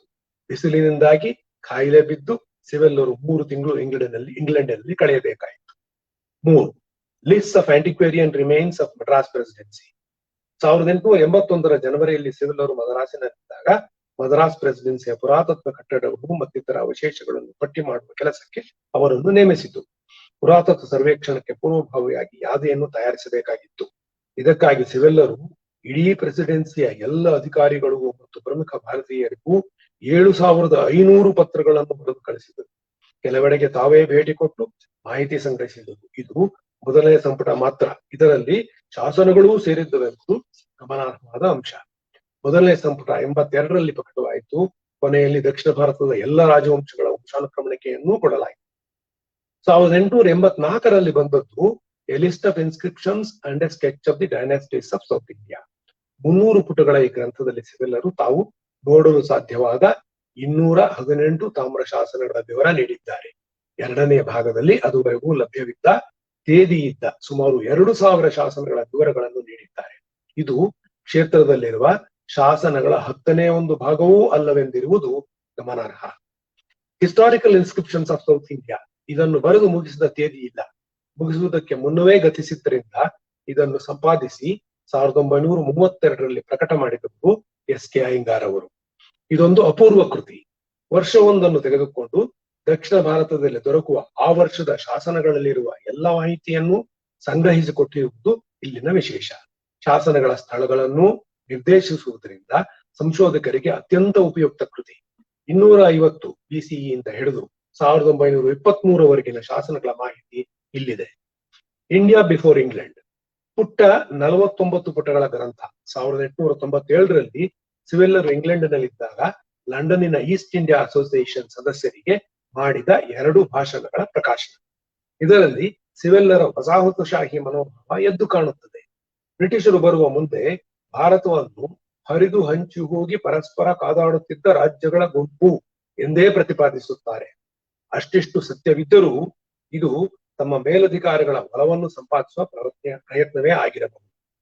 7. ದಿ ಓಲ್ಡ್ ಬುಕ್ ಟೆಸ್ಟೆಡ್ ಈ ಗ್ರಂಥಕ್ಕೆ ಮುನ್ನುಡಿ ಬರೆದಿದ್ದಾರೆ. WS ಕೃಷ್ಣಸ್ವಾಮಿ ನಾಯ್ಡು ಅವರ ಸೌತ್ ಇಂಡಿಯನ್ ಕ್ರಾನಾಲಜಿಕಲ್ ಟೇಬಲ್ಸ್ ಗ್ರಂಥವನ್ನು ಸಂಪಾದಿಸಿದ್ದಾರೆ ಮತ್ತು ಸರ್ ವಾಲ್ಟರ್ ಇಲಿಯಟ್ ಅವರ ಜೀವನ ಚರಿತ್ರೆಯನ್ನೂ ಬರೆದಿದ್ದಾರೆ. ಈಗ ಕೊನೆಯದಾಗಿ ಸಿವೆಲ್ಲರ ಎ ಫರ್ಗಾಟನ್ ಎಂಪೈರ್ ಬಗೆಗೆ ನನಗೆ ವಿಶೇಷವೆನಿಸಿದ 1-2 ವಿಷಯಗಳ ಬಗ್ಗೆ ಹೇಳಿ ಈ ಉಪನ್ಯಾಸವನ್ನು ಮುಗಿಸ್ತೇನೆ. ಇಂದಿನ ತಲೆಮಾರಿನ ಇತಿಹಾಸಕಾರರಿಗೆ ಇತಿಹಾಸ ಲೇಖನದ ಮೂಲಾಧಾರವೇ ಶಾಸನಗಳು. ಶಾಸನಶಾಸ್ತ್ರದ ಬೆನ್ನೆಲುಬು ರೈಸರ ಎಪಿಗ್ರಾಫಿಯಾ ಕರ್ನಾಟಕ. ಈ ಸಂಪುಟಗಳಿಲ್ಲದೆ ಇತಿಹಾಸ ಲೇಖನವನ್ನು ಊಹಿಸುವುದು ಅಸಾಧ್ಯ. ಆದರೆ ಸಿವೆಲ್ಲರು ತಮ್ಮ ಗ್ರಂಥದಲ್ಲಿ ಅಪವಾದವೆಂಬಂತೆ 31 ಮತ್ತು 56ನೇ ಪುಟಗಳಲ್ಲಿ ರೈಸರ 2 ಶಾಸನಗಳನ್ನು ಬಿಟ್ಟರೆ ಬೇರೆ ಯಾವ ರೈಸರ ಶಾಸನಗಳನ್ನೂ ಬಳಸಿಲ್ಲ. ಈಸಿಯ ಹೆಸರೂ ಇಲ್ಲ. ರೈಸರ ಈಸಿ ಸಂಪುಟಗಳಲ್ಲಿ 1902ರಲ್ಲಿ ಪ್ರಕಟವಾದ ಹಾಸನ ಸಂಪುಟವನ್ನು ಬಿಟ್ಟರೆ ಮೊದಲ 4 ಸಂಪುಟಗಳು ಎಂದರೆ ಕೊಡಗು 1886ರಲ್ಲಿ, ಶ್ರವಣಬೆಳಗೊಳ 1889ರಲ್ಲಿ, ಮೈಸೂರು ಮೊದಲ ಸಂಪುಟ 1894ರಲ್ಲಿ ಮತ್ತು ಮೈಸೂರ 2ನೇ ಸಂಪುಟ 1898ರಲ್ಲಿ ಎಂದರೆ 1900ರಲ್ಲಿ ಫರ್ಗಾಟನ್ ಎಂಪೈರ್ ಪ್ರಕಟವಾದುದಕ್ಕೆ ವರ್ಷಗಳಷ್ಟು ಮುಂಚೆಯೇ ಈ ಗ್ರಂಥಗಳು ಪ್ರಕಟವಾಗಿದ್ದರೂ ಸಿವೆಲ್ಲರು ಇವುಗಳನ್ನು ಏಕೆ ಬಳಸಿಕೊಳ್ಳಲೆಂಬುದು ನಿಗೂಢವಾಗಿಯೇ ಉಳಿಯುತ್ತದೆ. ಅವರು ಬಳಸಿದ ಶಾಸನಗಳು ತಮ್ಮವೇ ಸಂಗ್ರಹವಾದ list of inscriptions and dynastic ಇಂಡೆಕ್ಸ್ನಿಂದ, ಹಿಸ್ಟಾರಿಕಲ್ ಇನ್ಸ್ಕ್ರಿಪ್ಷನ್ಸ್ ಆಫ್ ಸೌತ್ ಇಂಡಿಯಾದಿಂದ, ಎಪಿಗ್ರಾಫಿಯಾ ಇಂಡಿಕಾದಿಂದ, ERIದಿಂದ, ಕುರುಶ್ ಅವರ ಸೌತ್ ಇಂಡಿಯನ್ ಇನ್ಸ್ಕ್ರಿಪ್ಷನ್ ಇಂದ ಮತ್ತು ಕೀಲ್ಹಾರ್ನ್ ಅವರ ಸದರ್ನ್ ಲಿಸ್ಟ್ ಆಫ್ ಇನ್ಸ್ಕ್ರಿಪ್ಷನ್ಸ್ ಇಂದ ಆಯ್ದವಾಗಿವೆ. ಇವಿಷ್ಟೇ ಮೂಲಗಳಾಗಿದ್ದರೆ ಈ ಬೃಹತ್ ಗ್ರಂಥದ ನಿರ್ಮಾಣ ಆಗುತ್ತಿರಲಿಲ್ಲವೇನೋ. ಇದಕ್ಕಿಂತ ಧಾರಾಳವಾಗಿ ಸಿವೆಲ್ಲರು ವಿದೇಶಿ ವರದಿಗಳನ್ನು ಬಳಸಿದ್ದಾರೆ. ಅವರ ಗ್ರಂಥ ಋಣಿಯಾಗಿರಬೇಕಾದ್ದು ಮೊದಲು ನ್ಯೂನಿಸ್ ಮತ್ತು ಪೇಯಸನ ವರದಿಗಳಿಗೆ. ಹಾಗೆ ನೋಡಿದರೆ ಸಿವೆಲ್ಲರಿಗೆ ಈ ವರದಿಗಳನ್ನು ಉಪಯೋಗಿಸಲು ವಿಶೇಷ ಹಕ್ಕೇ ಇದೆ. ಮೂಲ ಪೋರ್ಚುಗೀಸ್ ಭಾಷೆಯಿಂದ ಅವರೇ ಇಂಗ್ಲಿಷಿಗೆ ತರ್ಜುಮೆ ಮಾಡಿದ್ದಾರೆ. ಈ ದಾಖಲೆಗಳನ್ನು ಕಂಡುಹಿಡಿದ ಸ್ಪೇನಿನ ಡೇವಿಡ್ ಲೋಪೆಸರೊಂದಿಗೆ ದೀರ್ಘಕಾಲ ಪತ್ರ ವ್ಯವಹಾರ ಮಾಡಿದ್ದಾರೆ. ಪ್ಯಾರಿಸ್ನಿಂದ ಮೂಲ ಮಾತೃಕೆಯ ಫೋಟೋಗಳನ್ನು ಸಂಪಾದಿಸಿದ್ದಾರೆ. ಅವರು ಪೋರ್ಚುಗೀಸ್ ಭಾಷೆಯನ್ನು ಎಲ್ಲಿ ಹೇಗೆ ಕಲಿತರು ಎಂಬುದೇ ಒಂದು ನಿಗೂಢ. ಅವರು ಸೇವೆಯಲ್ಲಿದ್ದ ವಿಜಯವಾಡ, ತಿರುಚನಾಪಳ್ಳಿ, ಸೇಲಂ, ಬಳ್ಳಾರಿ ಮತ್ತು ಮದ್ರಾಸಿನಲ್ಲಿ ಕೂಡ ಪೋರ್ಚುಗೀಸ್ ಭಾಷೆ ಬಲ್ಲವರು ಇದ್ದಿರಲಾರದು. ಆಗ ಇಂಗ್ಲೆಂಡ್ ಮತ್ತು ಗೋವೆಯ ಪೋರ್ಚುಗೀಸರಿಗೆ ವೈಮನಸ್ಯವೇ ಇತ್ತು. ವಿಜಯನಗರದ ಕಾಲದ ಪೋರ್ಚುಗೀಸರ ನಡವಳಿಕೆಯ ಮತ್ತು ವ್ಯಾಪಾರದ ಮೇಲಿನ ಟೀಕೆಯೊಂದು ಅಪಾರ್ಥಕ್ಕೆ ದಾರಿ ಮಾಡಿಯತೆಂದು ಸಿವೆಲ್ಲರು ಮುನ್ನುಡಿಯಲ್ಲಿ ಒಂದು ಪ್ಯಾರಾದಷ್ಟು ವಿವರಣೆಯನ್ನೇ ಕೊಟ್ಟಿದ್ದಾರೆ. ಹೀಗಾಗಿ ಅವರು 1880ರಲ್ಲಿ ಇಂಗ್ಲೆಂಡಿನಲ್ಲಿ ಅನಾರೋಗ್ಯದ ನಿಮಿತ್ತ ಇದ್ದಾಗ ಪೋರ್ಚುಗೀಸ್ ಭಾಷೆಯನ್ನು ಕಲಿತಿರಬಹುದಾದ ಸಾಧ್ಯತೆ ಇದೆ. ಆದರೆ 1880ರಲ್ಲಿ ನ್ಯೂನಿಸ್ ಮತ್ತು ಪೇಜರ ವರದಿಗಳೇ ಬೆಳಕಿಗೆ ಬಂದಿರಲಿಲ್ಲ. ಡೇವಿಡ್ ಲೊಪೆಜ್ ಅವರು ಅದನ್ನು ಪ್ರಕಟಿಸಿದ್ದೇ 1897ರಲ್ಲಿ. ಸಿವೆಲ್ಲರು ಪೋರ್ಚುಗೀಸ್ ಭಾಷೆಯನ್ನು 1897ರಲ್ಲಿ ಒಂದೇ ವರ್ಷದಲ್ಲಿ ಕಲಿತು ಅರಗಿಸಿಕೊಂಡು ಮತ್ತೊಂದು ವರ್ಷದೊಳಗೆ ತರ್ಜುಮೆ ಮಾಡಿ 1899ರ ಒಳಗೆ ಪ್ರಕಟಣೆಗೆ ಸಿದ್ಧಪಡಿಸಿದ್ದು ನಿಜಕ್ಕೂ ಆಶ್ಚರ್ಯಕರ. ಏಕೆಂದರೆ ಪೋರ್ಚುಗೀಸ್ ಬಹು ಕ್ಲಿಷ್ಟವಾದ ಭಾಷೆ. ಇಂಗ್ಲಿಷ್ಗೆ ಸ್ಪ್ಯಾನಿಷ್ಗಿಂತ ಬಹುದೂರ. ಈ ಭಾಷೆಯಲ್ಲಿ ಸಾಲುಗಳು ಉದ್ದುದ್ದವಾಗಿದ್ದು ಸಮಾಸ ಪದಗಳೇ ಹೆಚ್ಚು. ಹಿಂದಿ, ಸಂಸ್ಕೃತದಂತೆ ಪದಾರ್ಥಗಳಿಗೂ ಲಿಂಗಭೇದಗಳು ಉಂಟು. ಕಾಲವೋ ಇನ್ನೂ ಕಠಿಣ. ಪೋರ್ಚುಗೀಸ್ ಕಲಿಯುವವರಿಗೆ 2ನೇ ವರ್ಷದ ಕೊನೆಗಷ್ಟೇ ಭೂತಕಾಲ ಪ್ರಯೋಗವನ್ನು ಕಲಿಸುತ್ತಾರೆ. ಹೀಗಾಗಿ ಸಿವೆಲ್ಲರ ಪೋರ್ಚುಗೀಸ್ ಕಲಿಕೆ ಅದ್ಭುತ ರಹಸ್ಯಮಯ ಪ್ರಸಂಗವಾಗಿದೆ. ಸಿವೆಲ್ಲರು ಗ್ರಂಥದಲ್ಲಿ ಇತರ ಪ್ರವಾಸಿಗಳ ವರದಿಗಳನ್ನೂ ಬಳಸಿಕೊಂಡಿದ್ದಾರೆ. ಅವರ ಗ್ರಂಥದ ತುಂಬೆಲ್ಲ Abdul Razzaq, Niccolo Conti, Alexander Nikitin, Varthema, Barbosa, Tom Pires, Caesar Frederick ಅವರ ಪ್ರವಾಸ ಕಥನಗಳಲ್ಲದೆ ಅನೇಕ ಯುರೋಪಿಯನ್ ಲೇಖಕರ ಅಭಿಪ್ರಾಯಗಳೂ ಇವೆ. ಉದಾಹರಣೆಗೆ ಡಾವೋರ್ಟಾ, ಗೌಟೋ, ಬ್ಯಾರೋಸ್, ಬ್ಯಾರಡಾಸ್, ಅಫೋನ್ಸೋ ಡಾಲ್ಬುಕರ್, ಒಜಾರಿಯೋ, ಕ್ಯಾಸ್ಟನೆಡಾ, ಫರಿಯಾ ಸೌಸಾ ಮುಂತಾದವರಿದ್ದಾರೆ. ಭಾರತದಲ್ಲಿಯೇ ಇದ್ದ Elliot, Elphinstone, Buchanan, Major, Meadows Taylor, ಆಫ್ರೆಟ್, ಹುಲ್ಶ್, ಡ್ಯಾನ್ವರ್ಸ್ ಇತ್ಯಾದಿ ಇವರ ಕೃತಿಗಳನ್ನು ಉಪಯೋಗಿಸಿಕೊಂಡಿದ್ದಾರೆ. ಇದರೊಂದಿಗೆ ಸಿವೆಲ್ಲರು ಪರ್ಷಿಯನ್ ಇತಿಹಾಸಕಾರರ ಬುರ್ಹಾನೆ ಮಸೀರ್, ಬುಸಾತಿನೆ ಸಲಾತಿನ್, ಫರಿಷ್ತಾ, ಇಬ್ನ ಬತೂತಾ, ಶಿರಾಜಿ ಇವರನ್ನೂ ಬಳಸಿಕೊಂಡಿದ್ದಾರೆ.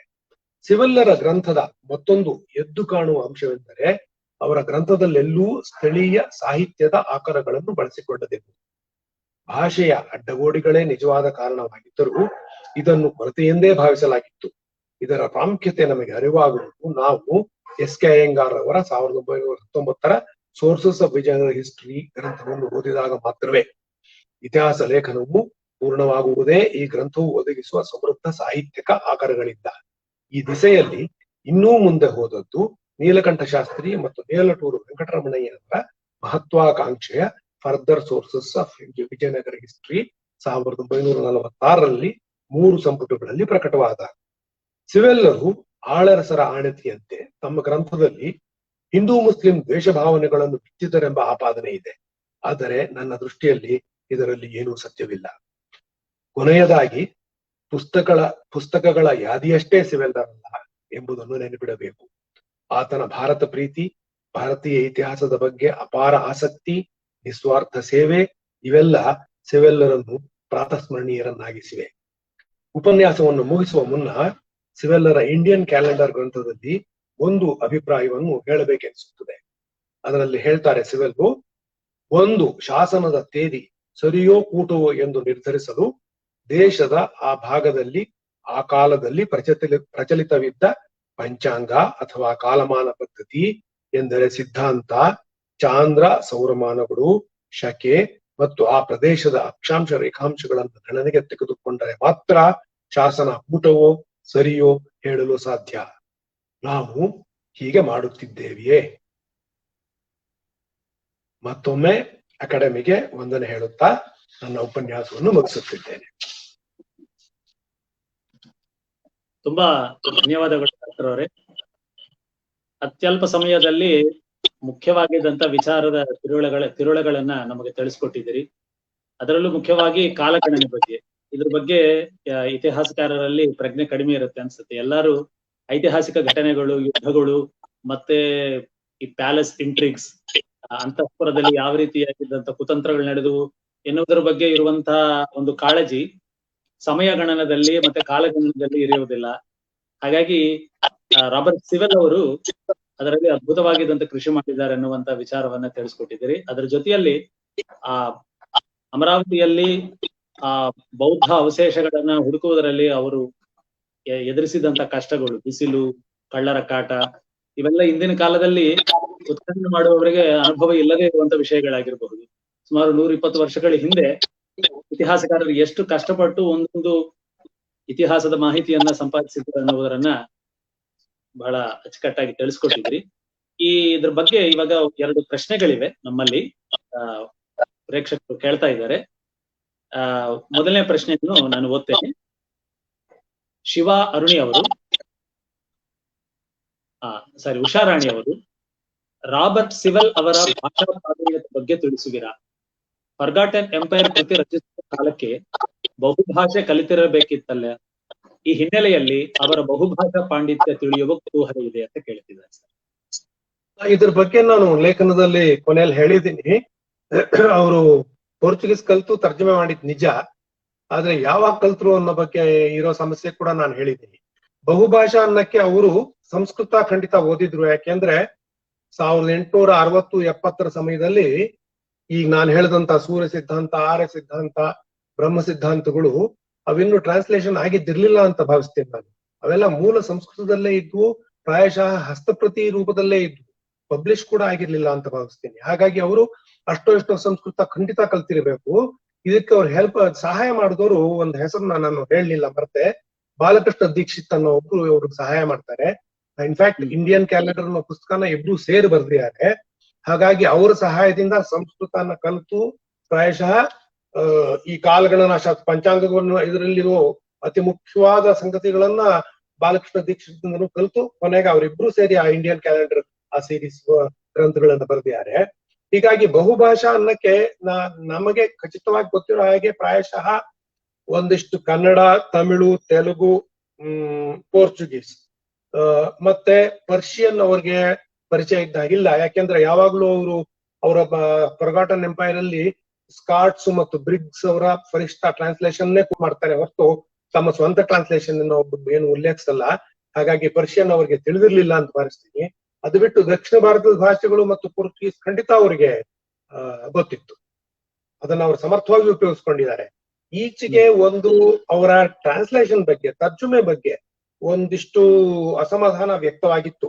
ವಸುಂಧರಾ ಫಿಲಿಯೋಸ್ ಅವರು ತಮ್ಮ ವಿಜಯನಗರ ಪುಸ್ತಕದಲ್ಲಿ ಅವರ ತರ್ಜುಮೆ ಬಗ್ಗೆ ತಮ್ಮ ಅಸಮಾಧಾನ ವ್ಯಕ್ತಪಡಿಸಿ, ಆಗ ಅಂದ್ರೆ ಒಂದು 50 ವರ್ಷದಿಂದ ದೆಹಲಿ ಯೂನಿವರ್ಸಿಟಿಲಿ ಫ್ರೆಂಚ್ ಪ್ರೊಫೆಸರ್ ಆಗಿದ್ದ, ಪೋರ್ಚುಗೀಸ್ ಪ್ರೊಫೆಸರ್ ಆಗಿದ್ದ ಮಾರಿಸ್ ರೂ ಅನ್ನೋರ್ನ ಇನ್ನೊಂದು ಟ್ರಾನ್ಸ್ಲೇಷನ್ ಮಾಡಕ್ಕೆ ಕೇಳ್ಕೊಂಡು, ಮಾರಿಸ್ ರೂ ಅವರು ಇನ್ನೊಂದು ಟ್ರಾನ್ಸ್ಲೇಷನ್ ಖಂಡಿತ ಮಾಡಿದ್ರು. ಅದನ್ನು ಆಧಾರವಾಗಿ ಇಟ್ಟುಕೊಂಡು ವಸುಂಧರಾ ಫಿಲಿಯೋಸ್ ಅವರು ಅವ್ರ ತಮ್ಮ ಪುಸ್ತಕದಲ್ಲಿ ಟಿಪ್ಪಣಿಗಳನ್ನು ಬರೆದಿದ್ದಾರೆ. ಹಾಗಾಗಿ ಒಂದ್ ಸಣ್ಣ ಅಪಸ್ವರ ಇದ್ರೂ ಕೂಡ ಆ ಕಾಲದಲ್ಲಿ ಸಿವೆಲ್ ಅವರು ಮಾಡದ್ದು ಈ ತರ್ಜುಮೆ ಕೆಲಸ ಅತಿ ಕಡಿಮೆ ಕಾಲದಲ್ಲಿ ಪೋರ್ಚುಗೀಸ್ ಅಂತ ಕ್ಲಿಷ್ಟವಾದ ಭಾಷೆಯನ್ನು ಕಲಿಸಿದ ಕೆಲಸ, ಅದ್ಭುತವಾದ ಕೆಲಸಗಳು ತುಕ್ಕೊಂಡಿದೆ. ತುಂಬಾ ಸಂತೋಷ ಸರ್. ಎರಡನೇ ಪ್ರಶ್ನೆ ಒಂದಿದೆ. ಸಂಧ್ಯಾ ಕೌಶಿಕ್ ಅವರು, ಸಿಬೆಲ್ಲರ ಕಾಲಗಣನ ಪದ್ಧತಿ ಹೆಚ್ಚಿನ ಪ್ರಸಿದ್ಧಿಗೆ ಬಾರದೇ ಇರುವುದಕ್ಕೆ ಕಾರಣವೇನು? ಮತ್ತೆ ಇವರ ಕಾಲಗಣನ ಪದ್ಧತಿಯನ್ನು ನಮ್ಮಲ್ಲಿ ಯಾರಾದ್ರೂ ವಿಶೇಷವಾಗಿ ಅಧ್ಯಯನ ಮಾಡಿ ಮುಂದುವರಿಸಿದ್ದಾರಾ ಅಂತ ಪ್ರಶ್ನೆ ಕೇಳಿದ್ದಾರೆ ಸರ್. ಕಾಲಗಣನ ಪದ್ಧತಿಯನ್ನ ನಾವು ಸಿವೆಲ್ಲರ್ ಕಾಲದ ಅವ್ರ ಪದ್ಧತಿ ಏನು, ಅವ್ರು ಬರ್ದಿರೋದನ್ನೆಲ್ಲ ಹೆಚ್ಚು ಕಡಿಮೆ ಎಲ್ಲ ಮರ್ತು ಬಿಟ್ಟಿದೀವಿ ನಾವು. ಫರ್ಗಾಟನ್ ಎಂಪೈರ್ ಒಂದು ಬಿಟ್ರೆ ಅದು ನಮ್ಮ ಇತಿಹಾಸದ ಬಗ್ಗೆ ಇರುವ ಅವಜ್ಞೆ, ಅನಾದರಣೆನೇ ಇದಕ್ಕೆ ಕಾರಣ, ಇನ್ನೇನು ಕಾರಣ ಇಲ್ಲ. ಒಂದು. ಎರಡನೇದು, ಇನ್ನೊಂದು ಮಾತ್ರ ನನ್ನ ಲೇಖನದಲ್ಲೇ ಹೇಳಿದೆ, ಸಿವೆಲ್ಲರ ಕಾಲಗಣನ ಪದ್ಧತಿ ನಮ್ಮಲ್ಲಿ ಅಷ್ಟೊಂದು ಚಾಲ್ತಿ ಬರದೆ, ಈಗ ಇಲ್ಲಿ ಬಳಕೆಗೆ ಇಲ್ಲದೆ ಇರೋ ಕಾರಣ ಸ್ವಾಮಿ ಕಣ್ಣುಪಿಳ್ಳಿ ಅವರ ಎಫಿಮರೀಸ್ ಬಂದಿದೆ 23ರಲ್ಲಿ. ಎಫಿಮರೀಸ್, ಸ್ವಾಮಿ ಕಣ್ಣುಪಿಳ್ಳಿಯವರ ಎಫಿಮರೀಸ್ ಅಲ್ಲಿ ನೀವು ಯಾವ ಶಕೆ, ಯಾವ ಸಂವತ್ಸರದ ತೇದಿಯನ್ನಾಗ್ಲಿ ನೇರವಾಗಿ ಇಂಗ್ಲಿಷ್ ತೇದಿಯಾಗಿ ಕನ್ವರ್ಟ್ ಮಾಡ್ಕೋಬಹುದು, ಲೆಕ್ಕಾಚಾರ ಹಾಕ್ಬೇಕಾದ ಅವಶ್ಯಕತೆ ಇಲ್ಲ. ಆದ್ರೆ ಸಿವೆಲ್ಲರ ಟೇಬಲ್ಸ್ ಅಲ್ಲಿ ಅವರು ಬೇಕಾದಷ್ಟು ಟೇಬಲ್ಸ್ ಕೊಟ್ಟಿದ್ದಾರೆ ಅವ್ರ ಪುಸ್ತಕಗಳಲ್ಲಿ. ಆ ಟೇಬಲ್ಸ್ ಅಲ್ಲಿ ಎಲ್ಲಾ ತರದ ಕ್ಯಾಲ್ಕುಲೇಷನ್ಸ್, ಎಲ್ಲ ಲೆಕ್ಕಾಚಾರಗಳು ಹಾಕೋದು. ಆದ್ರೆ ಪ್ರತಿಯೊಂದಕ್ಕೂ ಒಂದಷ್ಟು ಸಣ್ಣ ಕ್ಯಾಲ್ಕುಲೇಷನ್ ಅವಶ್ಯಕತೆ ಬರುತ್ತೆ. ಅದು ಪ್ರಾಯಶಃ ನಮ್ಮ ಜನಕ್ಕೆ ಸ್ವಲ್ಪ ಕಷ್ಟವಾಗಿ ಕಂಡು ಸಿವೆಲ್ಲರ ಈ ಬಗೆಯ ಗ್ರಂಥಗಳನ್ನೆಲ್ಲ ಕೈಬಿಟ್ಟು, ಎಫಿಮರೀಸ್ನೆಲ್ಲ ಕೈಬಿಟ್ಟು ಕಣ್ಣುಪಿಳ್ಳಿಯವರ ಎಫಿಮರೀಸ್ ನಂಬ್ಕೊಂಡಿರೋದಕ್ಕೆ ಇದೇ ಕಾರಣ ಅಂತ ಕಾಣುತ್ತೆ. ಅದನ್ನ ನಾನು ಲೇಖನದಲ್ಲೂ ಹೇಳಿದ್ದೀನಿ. ಸಂಧ್ಯಾ ಕೌಶಿಕ್ ಅವರು ಇನ್ನೊಂದು ಪ್ರಶ್ನೆ, ಅನುಬಂಧ ಪ್ರಶ್ನೆಯನ್ನು ಮಾಡ್ತಿದ್ದಾರೆ. ಇಂಡಿಯನ್ ಕ್ಯಾಲೆಂಡರ್ ಪದ್ಧತಿಯನ್ನು ಸಾಮಾನ್ಯರು ಬಳಸಲು ಅನುಕೂಲವಾಗುವಂತೆ ಸರಳೀಕರಣ ಮಾಡುವ ಅವಶ್ಯಕತೆ ಇದೆಯಲ್ಲ ಅಂತ ಕೇಳ್ತಿದ್ದೆ. ಅಲ್ಲ, ಈಗ ಅದು ಸರಳೀಕೃತ ಆಗ್ಬಿಟ್ಟಿದೆ. ಈಗ ನಮ್ಮಲ್ಲಿ ಎಷ್ಟೊಂದು ತರ ಪಂಚಾಂಗಗಳು ಸಿಗತ್ವೆ, ಅವೆಲ್ಲ ಸರಳೀಕೃತ ಪಂಚಾಂಗ ಪದ್ಧತಿ ಇವೆ. ಇವು ಎಲ್ಲ ಲೆಕ್ಕಾಚಾರ ಹಾಕ್ಬಿಟ್ಟು ದುರ್ಗಣಿತ ಪದ್ಧತಿ ಅಂತ ಬಂದಿರೋದು. ಈಗ ನೀವು ಪರಿಷ್ಕೃತ ಪಂಚಾಂಗ ಅದು ದುರ್ಗಣಿತ ಪದ್ಧತಿ ಅಂತ, ಅದನ್ನೆಲ್ಲ ಪರಿಷ್ಕಾರ ಮಾಡಿ ಸುಲಭಕ್ಕೆ ಅದನ್ನ ತೆಗೆದ ತಕ್ಷಣ ನಿಮ್ಗೆ ಅವತ್ತಿನ ತಿಥಿ, ವಾರ, ನಕ್ಷತ್ರ, ಯೋಗ, ಕಾರಣ ಎಲ್ಲವೂ ಬರುವಂತ ಸರಳೀಕೃತ ಪದ್ಧತಿ ಬಂದ್ಬಿಟ್ಟಿದೆ. ಇಲ್ದಿದ್ರೆ ಅದು ಉಳಿತಿರ್ಲಿಲ್ಲ. ಅಷ್ಟು ಸರಳವಾಗ್ತಾ ಇದ್ರೆ ನಾವು ಅದನ್ನ ಯಾವತ್ತ ಕೈ ಬಿಟ್ಬಿಡ್ತಿದ್ವಿ. ಎಲ್ಲ ಇಂಗ್ಲಿಷ್ ತೇದಿಗಳನ್ನ ಉಪಯೋಗಿಸ್ತಾ ಇದ್ವಿ. ಆದ್ರೂ ಸುಮಾರು ಹಿಂದೆನೆ 70-80 ವರ್ಷ, ಯಾಕೆ ಸುಮಾರು 100 ವರ್ಷಗಳಿಂದ ಈ ಪಂಚಾಂಗಗಳು ನಮ್ಮಲ್ಲಿ ಬಳಕೆಯಲ್ಲಿ ಇದ್ದೇ ಇವೆ. ಈಚೆಗೆ ಬರುತ್ತಿರುವ ಪಂಚಾಂಗಗಳು ಇನ್ನೂ ಸರಳೀಕೃತ ಆಗಿ ನೇರವಾಗಿ ನೀವು ಪಂಚಾಂಗದಿಂದಾನೇ ಒಂದೇ ಸಾಲಿನಲ್ಲಿ ಇಷ್ಟು ವಿವರಗಳನ್ನೆಲ್ಲ ಓದುವಂತ ವ್ಯವಸ್ಥೆ ಈಗಾಗಲೇ ಇದೆ. ಅದನ್ನ ಮಾಡ್ತಾ ಇದ್ದೀವಿ. ಹಾಗಾಗಿ ಅದು ಉಳ್ಕೊಳ್ಳುತ್ತದು. ಇಷ್ಟು ಸರಳವಾಗಿದ್ರೆ ಖಂಡಿತ ಯಾವ ಸಿಸ್ಟಮ್ ಕೂಡ ಹೋಗೋದಿಲ್ಲ, ಉಳ್ಕೊಳ್ಳುತ್ತೆ. ಅದರಿಂದ ಆ ಬಗ್ಗೆ ಭಯ ಅನವಶ್ಯಕ. ಸರ್, ಶಿವ ಅರುಣಿ ಅವರು ಸಿವಿಲ್ ಅವರ ಮದ್ರಾಸ್ ಪ್ರಾಂತದ ಆಂಟಿಕ್ವೇರಿಯನ್ ಲಿಸ್ಟ್ ಕೃತಿಯ ಬಗ್ಗೆ ಹೆಚ್ಚಿನ ಮಾಹಿತಿ ನೀಡುವಿರಾ ಅಂತ ಕೇಳ್ತಿದ್ದಾರೆ. ನಾನು ಒಂದ್ ಸ್ವಲ್ಪ ಹೇಳಿದ್ದೀನಿ. ಅದಕ್ಕಿಂತ ಜಾಸ್ತಿ ಮಾಹಿತಿ ಪ್ರಾಯಶಃ ನಾನು ಹುಡುಕಿ ಹೇಳ್ಬೇಕು ಅಂತ ಕಾಣುತ್ತೆ. ನನ್ನ ಹತ್ರ ಆ ಬುಕ್ ಎರಡೂ ಇದೆ. ಅದೆರಡೂ ಇದೆ. ಆದ್ರೆ ಅದಕ್ಕಿಂತ ಈಗ ನಾನು ಹೇಳಿದ್ದಕ್ಕಿಂತ ಹೆಚ್ಚಿನ ಮಾಹಿತಿನ ನಾನು ಇಲ್ಲಿ ಇಟ್ಕೊಂಡಿಲ್ಲ. ನಾನು ಅರುಣಿ ಅವ್ರಿಗೆ ನಾನು ಅದನ್ನ ಮಾಹಿತಿನ ಬೇಕಾದ್ರೆ ನಾನು ತಲುಪಿಸ್ಬಲ್ಲೆ. ನಂತರ ನಾನು ಅದನ್ನ ಹುಡುಕಿ ನಾನು ಅದನ್ನ ಅದರಲ್ಲಿರೋ ಹೆಚ್ಚಿನ ವಿವರಗಳನ್ನ ನಾನು ಅರುಣಿ ಅವ್ರಿಗೆ ನಾನು ತಲುಪಿಸ್ಬಲ್ಲೆ. ಅವ್ರು ನನ್ನ ಕಾಂಟ್ಯಾಕ್ಟ್ ಮಾಡಿದ್ರು ಸಾಕು. ಅರುಣಿಯರ್ ನನ್ನ ಪರಿಚಯವಿಲ್ಲದ ಮನುಷ್ಯ ಏನಲ್ಲ. ಅವರು ನಮ್ಗೆ ತುಂಬಾ ಹಿಂದಿಂದ ನಾನು ಪರಿಚಯ. ಹಾಗಾಗಿ ಅವರು ನನ್ನ ಫ್ರೀ ಆಗಿ ಯಾವಾಗ ಬೇಕಾದ್ರೂ ಕಾಂಟ್ಯಾಕ್ಟ್ ಮಾಡ್ಬೋದು. ನಾನು ವಿವರ ಕೊಡ್ತೀನಿ. ಶಿವಾರಣಿ ಅವರೇ ಇನ್ನೊಂದು ಕಾಮೆಂಟ್ ಅನ್ನು ಬರೆದಿದ್ದಾರೆ. ಸಿವಿಲ್ ಒಬ್ಬ ಇತಿಹಾಸಕಾರನಿಗಿಂತಲೂ ಹೆಚ್ಚಾಗಿ ಒಬ್ಬ ಆಂಟಿಕ್ವೇರಿಯನ್ ಅಥವಾ ಇಂಡಾಲಜಿಸ್ಟ್ ಆಗಿ ಕಾಣ್ತಾರೆ ಅಂತ ತಮ್ಮ ಅಭಿಪ್ರಾಯ ಅಂತ ಕೇಳ್ತಿದ್ದಾರೆ. ನಾನ್ ಕೇಳಿದ್ರೆ ಎರಡೂ ಅಲ್ಲ. ಆಯ್ತಾ? ಅಲ್ಲ, ಇಂಡಾಲಜಿ ಅನ್ನೋದು ತುಂಬಾ ದೊಡ್ಡ ಪದ, ಅದು ಎಲ್ಲಾನು ಸೇರ್ಸ್ಕೊಂಡ್ಬರುತ್ತೆ. ಅದನ್ನ ಬಿಟ್ಟು ಹಿಸ್ಟಾರಿಯನ್ ಅನ್ನಕ್ಕಿಂತ ಸಿವೆಲ್ಲರು ನಾನು ಈಗ ಪ್ರತಿಪಾದಿಸಿದ ಹಾಗೆ ಅವರ ಮೂಲ ಆಸಕ್ತಿ ಇದ್ದದ್ದೇ ಕಾಲಗಣನಾ ಶಾಸ್ತ್ರದಲ್ಲಿ. ಇಂಡಿಯನ್ ಕ್ಯಾಲೆಂಡರ್ ಸಿಸ್ಟಮ್ ಅಲ್ಲೇ ಅವ್ರ ಆಸಕ್ತಿ ಇದ್ದಿದ್ದು, ಅವ್ರ ಅಧ್ಯಯನ, ಅವ್ರು ಬರೆದದ್ದು ಅದೇ. 5 ಗ್ರಂಥಗಳನ್ನ ಕಾಲಗಣನಾ ಶಾಸ್ತ್ರದ ಮೇಲೆ ಬರೆದ್ರೆ ಅವರು 2 ಇತಿಹಾಸದ ಗ್ರಂಥ ಬರೆದಿದ್ದಾರೆ. ಹಾಗಾಗಿ ಅವ್ರನ್ನ ಇತಿಹಾಸಕಾರ ಅಂತ ಕರಿಬಹುದು.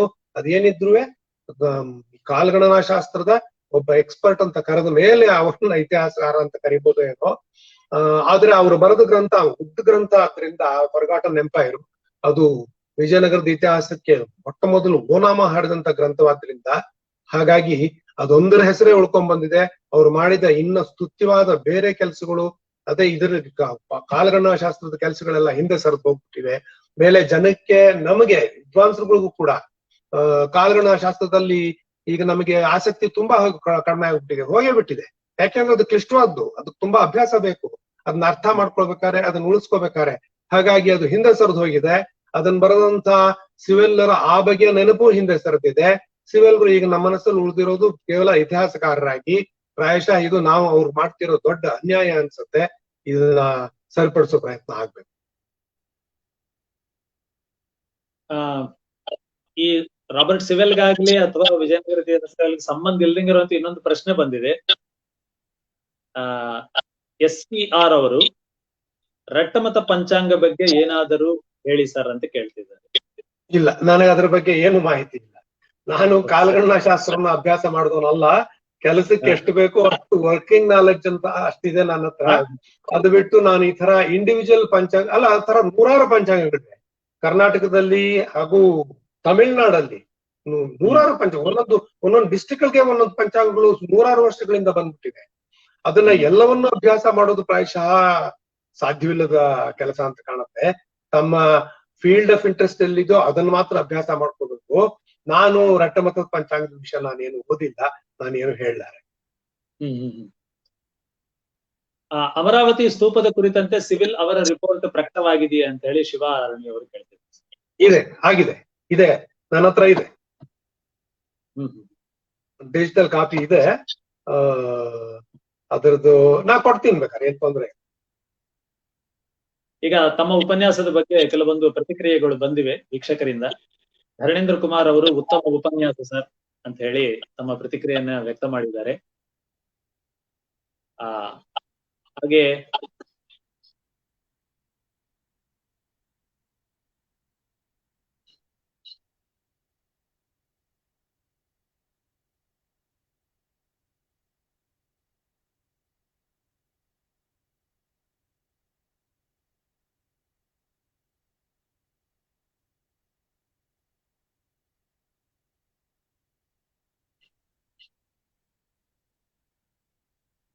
ಸಂಧ್ಯಾ ಕೌಶಿಕ್ ಅವರು ಸಿವಿಲ್ ಅವರ ಇಂಡಿಯನ್ ಕ್ಯಾಲೆಂಡರ್ ಪುಸ್ತಕ ದೊರಕುತ್ತಿದೆಯಾ, ರೀಪ್ರಿಂಟ್ ಆಗಿದೆಯಾ ಅಂತ ಕೇಳ್ತಿದ್ದಾರೆ.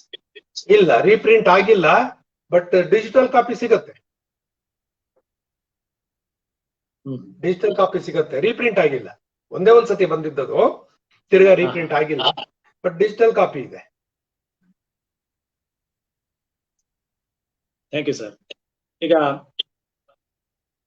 ರಾಬರ್ಟ್ ಸಿವೆಲ್ ಅವರಿಂದ ಹಿಡಿದು ತಮ್ಮವರೆಗೂ ಸುಮಾರು ಈ 120 ವರ್ಷಗಳ ಕಾಲದಲ್ಲಿ ವಿಜಯನಗರದ ಬಗ್ಗೆ ಅನೇಕ ಪ್ರಬಂಧಗಳು, ಪರಿಶೋಧನಾ ಪತ್ರಗಳು ಮತ್ತೆ ಸಂಶೋಧನಾತ್ಮಕವಾಗಿದ್ದಂತ ಇತರ ಬರಹಗಳು ಬಂದಿವೆ, ಬರ್ತಾ ಇವೆ ಸರ್.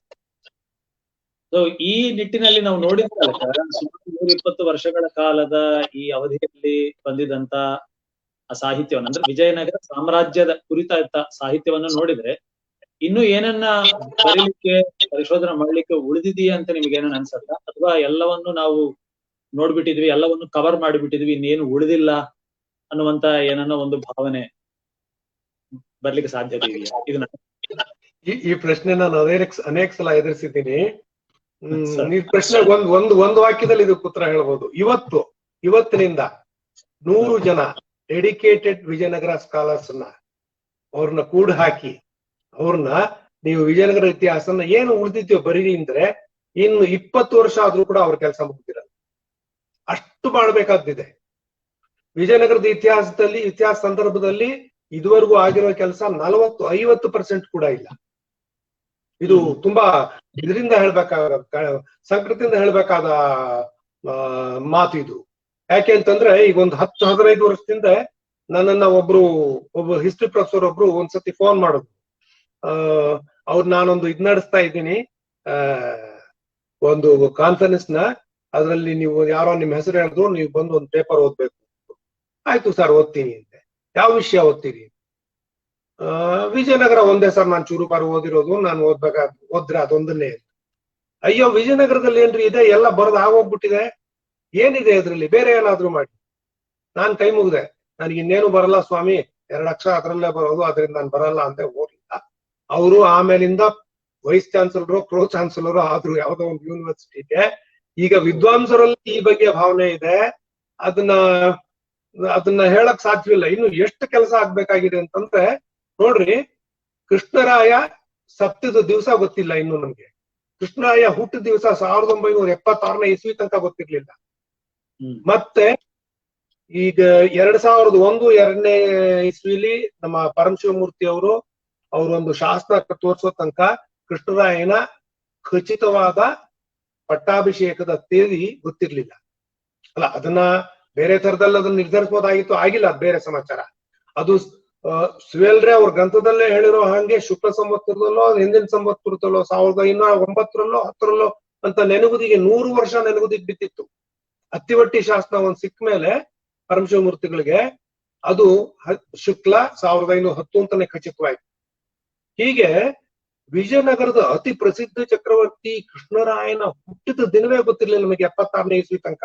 76ರಲ್ಲಿ ಕಾವಟೂರು ರಾಮಚಂದ್ರ ರಾಯರು ಅವರು ಮಾರೀಚಿ ಪ್ರಣಯಮವನ್ನ ಕಂಡು ಹಿಡಿದು ಅದನ್ನ ಎಡಿಟ್ ಮಾಡಿ ಅದನ್ನ ಪಬ್ಲಿಷ್ ಮಾಡಿದಾಗ ಅದನ್ನ ಬರೆದಿರೋಳು ಕೃಷ್ಣರಾಯನ ಮಗಳು ಮೋಹನಾಂಗಿ.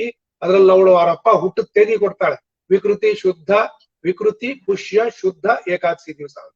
ಅಂದ್ರೆ 1471ನೇ ಇಸ್ವಿ. ನಮಗೆ ಆವಾಗ ಗೊತ್ತಾಯ್ತು ಕೃಷ್ಣರಾಯ ಹುಟ್ಟಿದ್ದು 1471ನೇ ಇಸ್ವಿ. ಅವನು ಸತ್ತ ತೇದಿ ಇದುವರೆಗೂ ನಮಗ್ ಗೊತ್ತಿಲ್ಲ. ಹಾಗಾಗಿ ಅಲ್ಲ, ನಾನು ಅತಿ ಪ್ರಸಿದ್ಧ ಚಕ್ರವರ್ತಿಯ ವಿಷಯದಲ್ಲೇ ಹುಟ್ಟಿದ ಸತ್ತ ತೇದಿಗಳೇ ನಾವು ಗೊತ್ತಿಲ್ಲ ನಮ್ಗೆ.